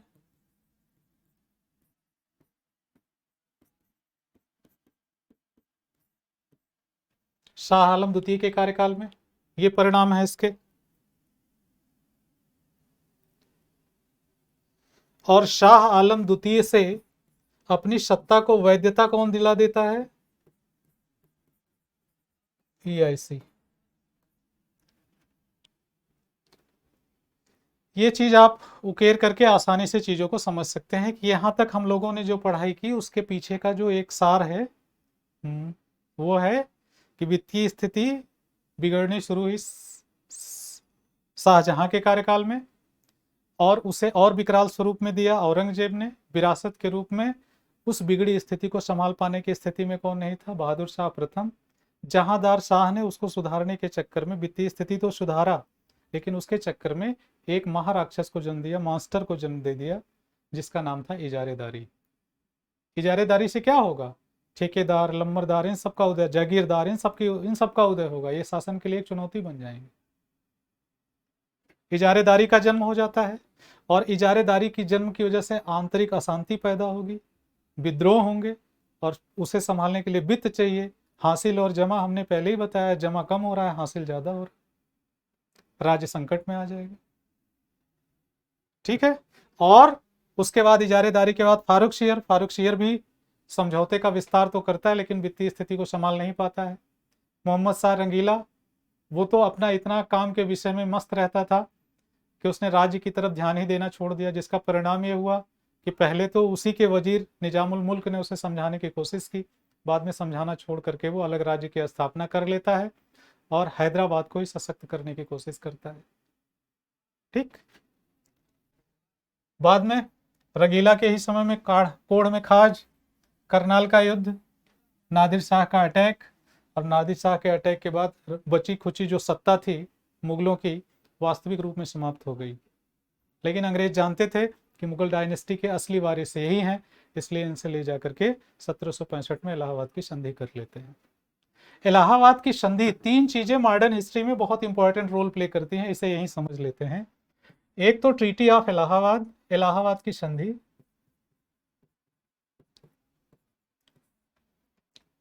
इसके तहत कंपनी EIC को दीवानी का अधिकार बंगाल में मिल गया, जिसमें कंपनी ने बिहार में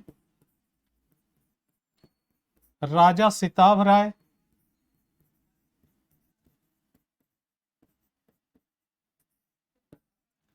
राजा सिताब राय को अपना दीवान नियुक्त करती है। और बंगाल में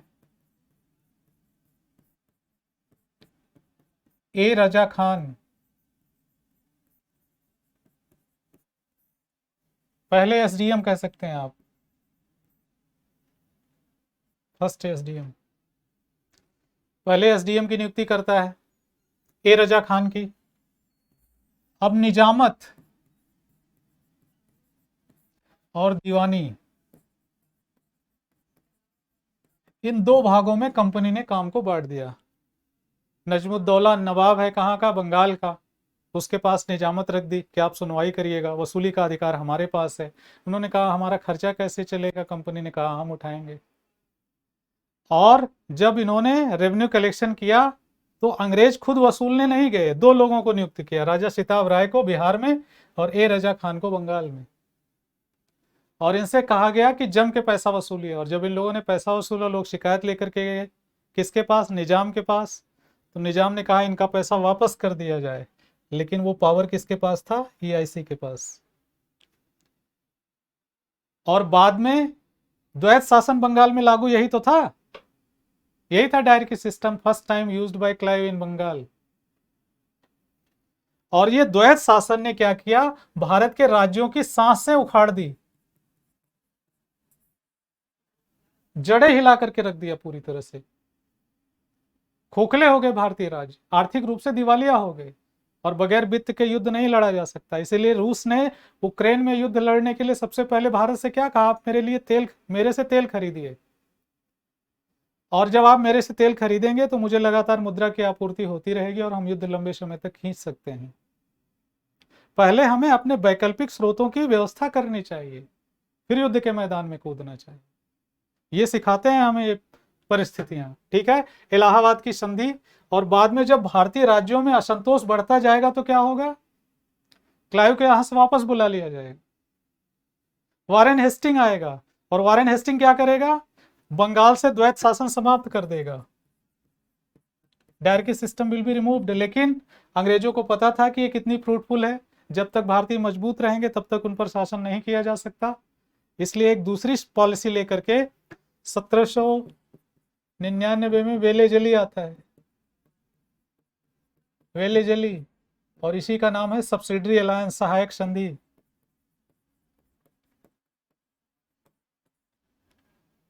सहायक संधि में कहा भारतीय अपने ऊपर जिम्मेदारी नहीं लेना चाहते, अकाउंटेबिलिटी अपनी तय नहीं करना चाहते, इसलिए सहायक संधि में इसने कहा कि आप सेना मत रखिए, सेना हमारी रहेगी, वो आपकी रक्षा करेगी। और जब हम किसी की रक्षा करते हैं तो इसका मतलब है उसके सारे निर्णय हम लेते हैं। सॉवरेनिटी इसीलिए राज्य का पहला तत्व है, और सॉवरेनिटी आती है सेना से, और सेना हमने किसको हैंड ओवर कर दी, ईआईसी को, ईस्ट इंडिया कंपनी को। दूसरा, सहायक संधि से पूछा जाता है कि सहायक संधि से होने आने वाले राज्यों का क्रम क्या है, तो याद रखिएगा एचएमटी, एचएमटी हैदराबाद, मैसूर और तंजौर, ये राज्य वो हैं जो सबसे पहले क्या स्वीकार कर लेते हैं, सहायक संधि।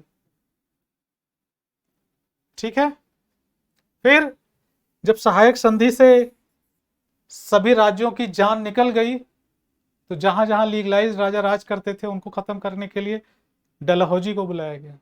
और डलहौजी ने कौन सी नीति रखी, डॉक्ट्रिन ऑफ लैप्स, हड़प नीति, हड़प नीति।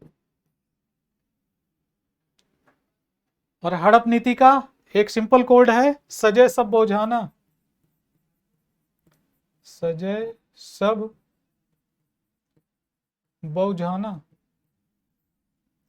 सतारा, जैतपुर,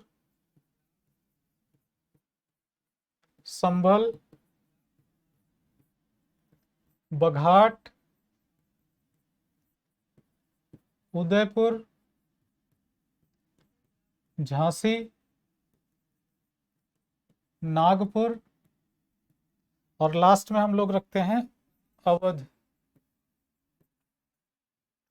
ये सब क्रम पूछे जाते हैं आपकी परीक्षा में। प्रशासन में भी जाकर के आपको कोडिफिकेशन करना है, और वो यहीं अपने विषय से ही स्टार्ट करिए आप। जब आप प्रशासनिक अधिकारी जैसा रहना, सोचना, उठना, बैठना, अपने प्रोटोकॉल में उन सब चीज़ों को शामिल कर लेते हैं, तो आपका प्रशासनिक अधिकारी बनने की प्रक्रिया में पहला चरण पूरा हो जाता है। ठीक है, तो यहाँ इस तरह से हम लोग देखते हैं कि शाह आलम द्वितीय के कार्यकाल में जो वैधता थी वो ईआईसी ने अपने पास रख ली, और यहाँ से ईआईसी ने इस तरह से भारत पर कब्जा किया है। ये मैंने एक सिंपल सी ग्लिम्सेज आपको दी है, आगे जब विस्तार से पढ़ाएंगे तो आपको बताएंगे कि कैसे कैसे इन घटनाक्रमों को जन्म मिलता है। ठीक है, आइए अगला देखते हैं।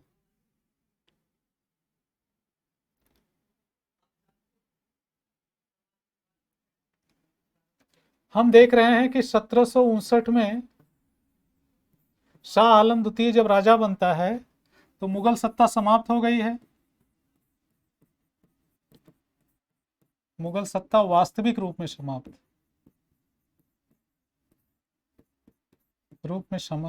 प्रतीक रूप में बची हुई है। वास्तविक रूप से तो खत्म हो गई, पावर है ही नहीं, तो काहे की सत्ता। लेकिन प्रतीक रूप में अभी भी राजा कौन है? शाह आलम द्वितीय। ऐसे में क्या हो गया है? नवीन राज्यों का उदय।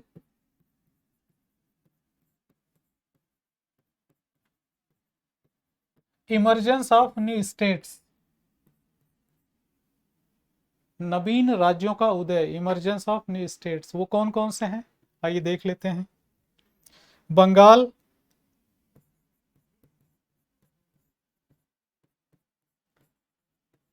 हैदराबाद, कर्नाटक, पंजाब,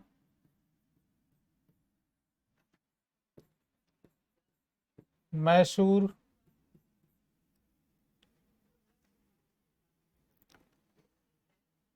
बुंदेलखंड,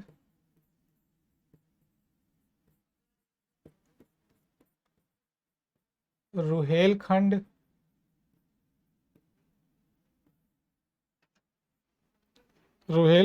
अवध,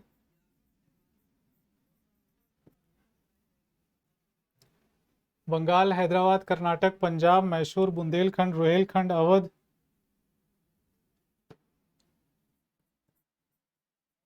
अन्य।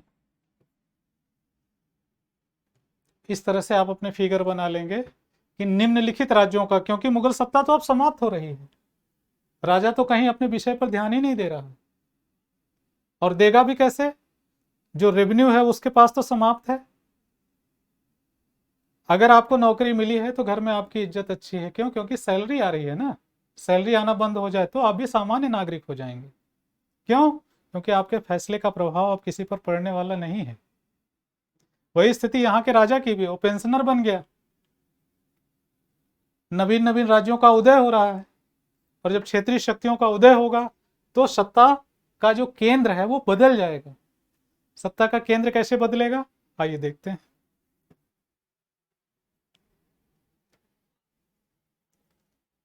हाँ, एक अन्य में जैसे हम लोग लिखते हैं यहाँ भरतपुर, ये जाट नेताओं का केंद्र था। एक नवीन राज्य को जन्म मिलता है, भरतपुर। इसका स्क्रीनशॉट ले लीजिए, फिर मिटाते हैं।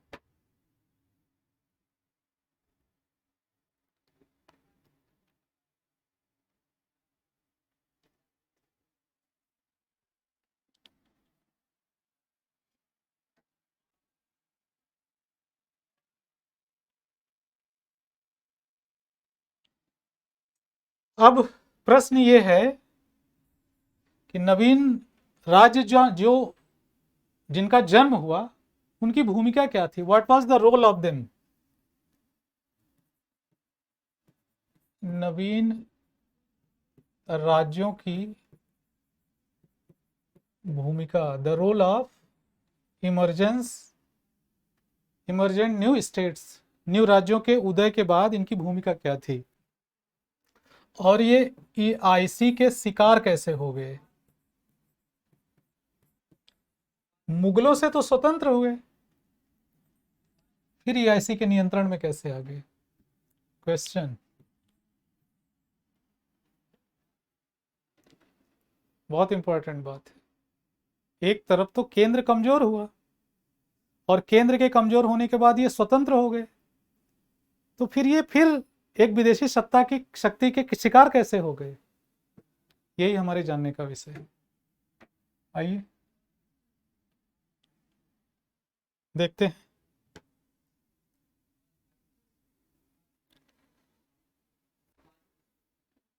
पहला हमने क्या नोट किया है? नवीन राज्यों की भूमिका।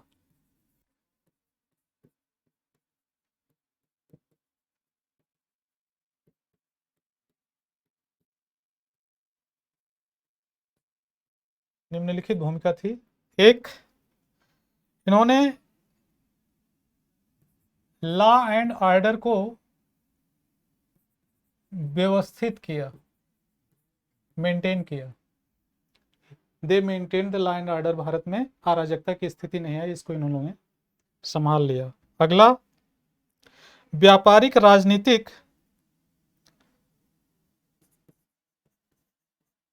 व्यापारिक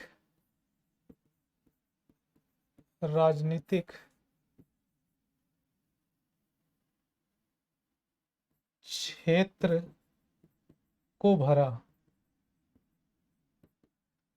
मतलब अभी भी व्यापार और राजनीति चल रही थी, इस वैक्यूम को इन लोगों ने क्रिएट नहीं होने दिया, वो स्थान भर लिया। ठीक है। चौथा, राजनीतिक विकेंद्रीकरण।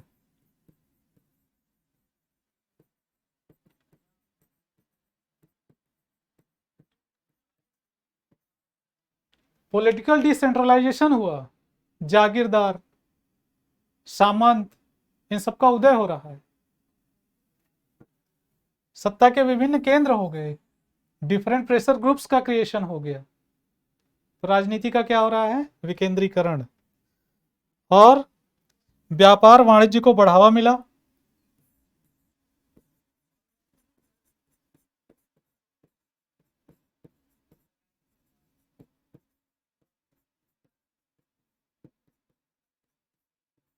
व्यापार वाणिज्य को बढ़ावा मिला।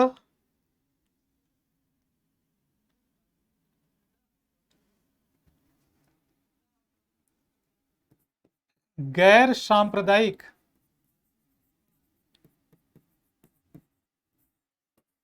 नॉन कम्युनल पॉलिटिक्स, गैर सांप्रदायिक राजनीति का जन्म हुआ।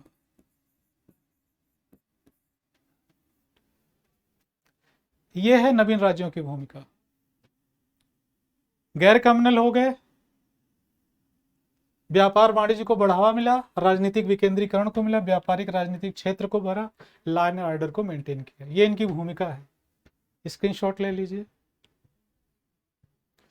अब हम लोग देखते हैं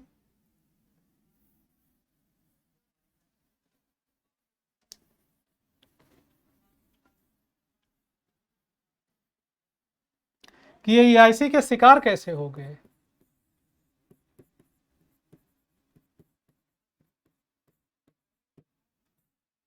how they become the victim of EIC. पहला,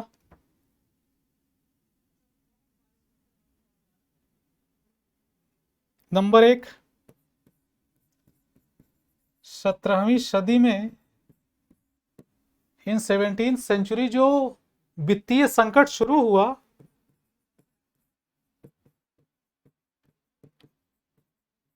उससे बाहर ही नहीं निकल पाए।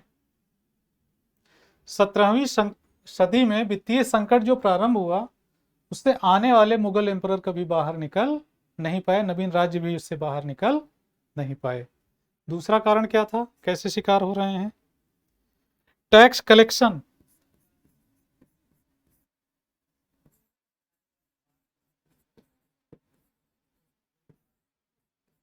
टैक्स कलेक्शन इनका पूरी तरह से व्यवस्थित नहीं था। ठीक है। चौथा, किसानों का उत्पीड़न नहीं रोक पाए। कृषकों का उत्पीड़न। नहीं रोक पाए। चौथा,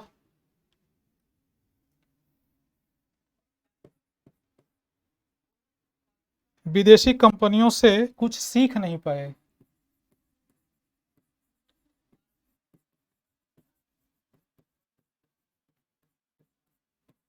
कुछ नहीं सीखा इन्होंने, फॉरेन अटैक से कुछ नहीं सीखा, ये प्रॉब्लम्स थी इनकी। ठीक है, फिर पांचवा,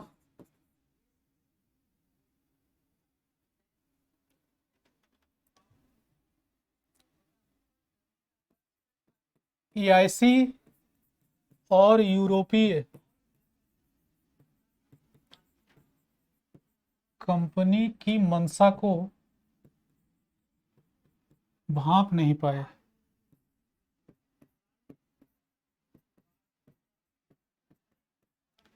भांप नहीं पाए, ये इनकी प्रॉब्लम्स थी, नहीं जान पाए।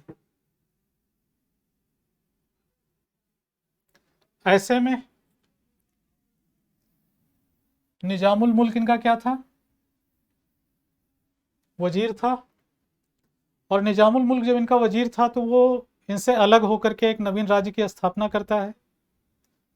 तो उस राज्य का नाम क्या है, हमने पहले ही लिखा, हैदराबाद, बंगाल, हैदराबाद। सबसे पहले हम लोग हैदराबाद देखते हैं।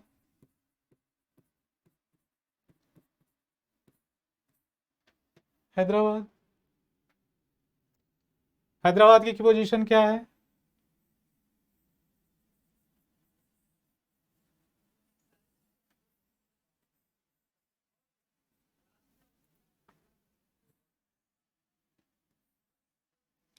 भारत 3 भागों में, ये उत्तरी भारत, ये दक्कन, और ये दक्षिण भारत। दक्षिण से उत्तर से दक्षिण और दक्षिण से उत्तर जाने के लिए बीच में क्या पड़ेगा, डेक्कन। कलिंग का युद्ध अशोक के समय में, दक्षिण जाने वाला एकमात्र रास्ता उड़ीसा। इस तरह से दक्षिण भारत में हम देखते हैं हैदराबाद की स्थापना। हैदराबाद की क्या स्थिति है, इन्होंने क्या किया है, निजामुल मुल्क इसकी स्थापना करते हैं।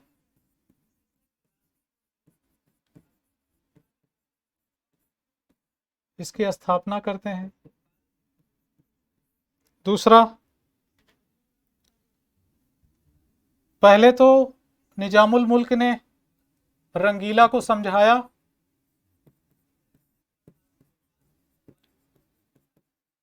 क्यों, क्योंकि निजामुल मुल्क 1722 से लेकर के 1724 तक वजीर के पद पर हैं, और जब वजीर के पद पर हैं समझाते हैं, जब नहीं समझते हैं तो 1724 में हैदराबाद की स्थापना कर देते हैं। क्लियर, अर्ध स्वतंत्र राज्य की ही सही लेकिन स्थापना कर देते हैं। अब निजामुल मुल्क का दूसरा रोल क्या था, इन्होंने सैयद बंधुओं को हटाया,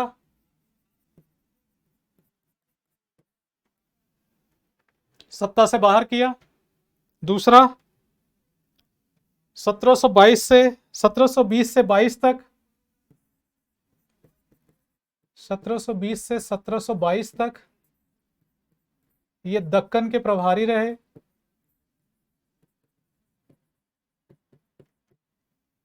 और 22 से 24 तक ये वजीर रहे। ये इनकी भूमिका है।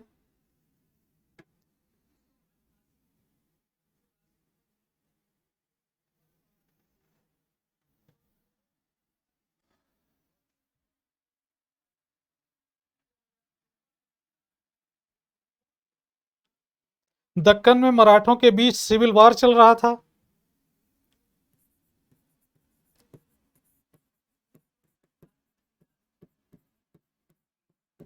मराठों के बीच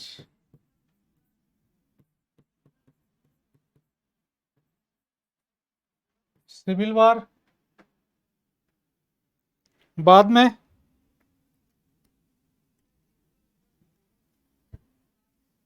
जब सिविल वार चल रहा था तो मुगलों के पास एक सुनहरा अवसर था। अवसर था इन पर अटैक करने का। लेकिन राजा कमजोर,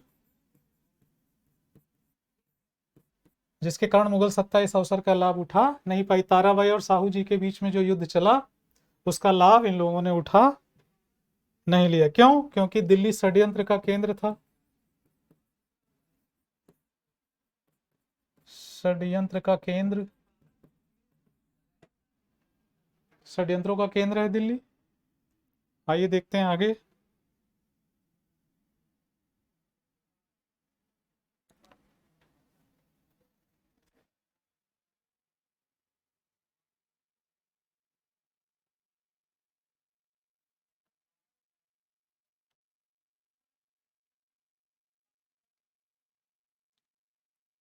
जब देख लिया इसने कि मेरी किसी भी बात का इनके ऊपर असर नहीं है,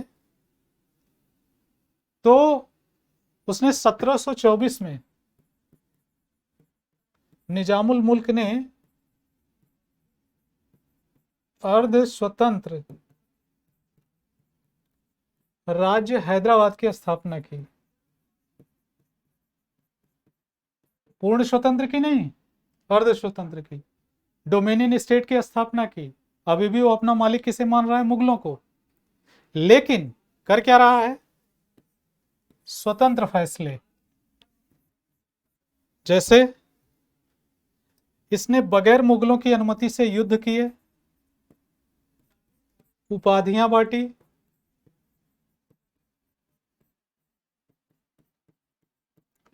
उपाधियां बांटी और जागीरें बांटी,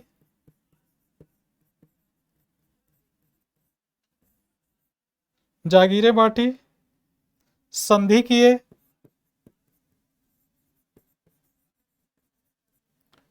ये सारे काम कर रहा है कौन? निजामुल मुल्क। आइए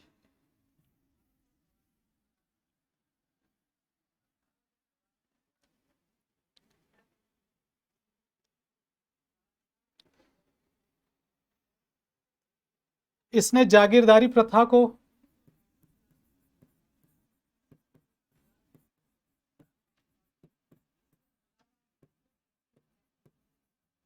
पुनर्जीवित किया। इसने जागीरदारी प्रथा को पुनर्जीवित किया। क्यों? दो चीज, एक राजस्व संकलन के लिए,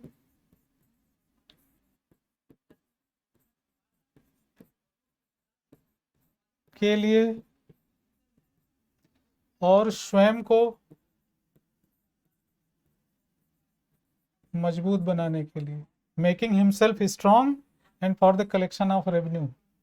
उसने जागीरदारी प्रथा को क्या किया है? सिस्टम को रिवाइव किया है। ये इसका पहला काम है। अब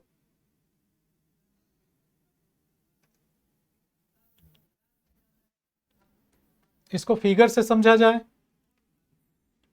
हैदराबाद को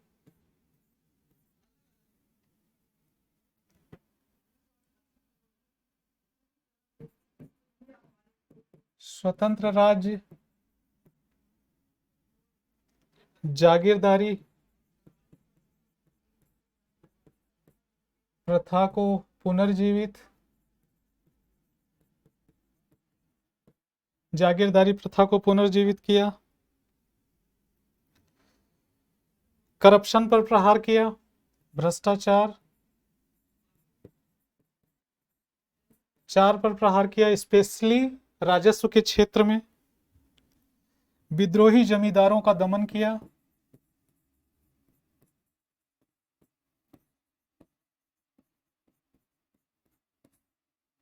दारों का दमन किया, मराठों को हैदराबाद से बाहर रखा,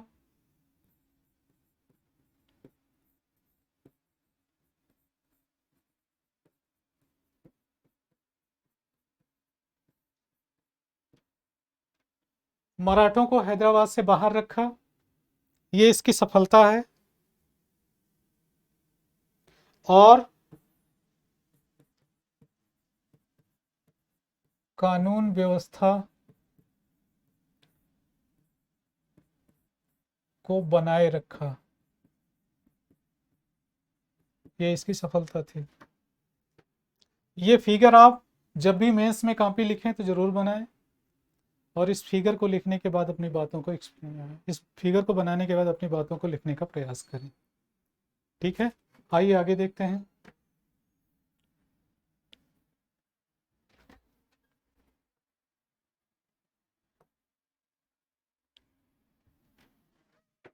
इस तरह से हम अपनी क्लास को नेक्स्ट लेक्चर में कवर करेंगे, देखेंगे कि कैसे हैदराबाद, कर्नाटक और अन्य राज्य उभर करके सामने आते हैं और उनका नेतृत्व कैसे इन राज्य के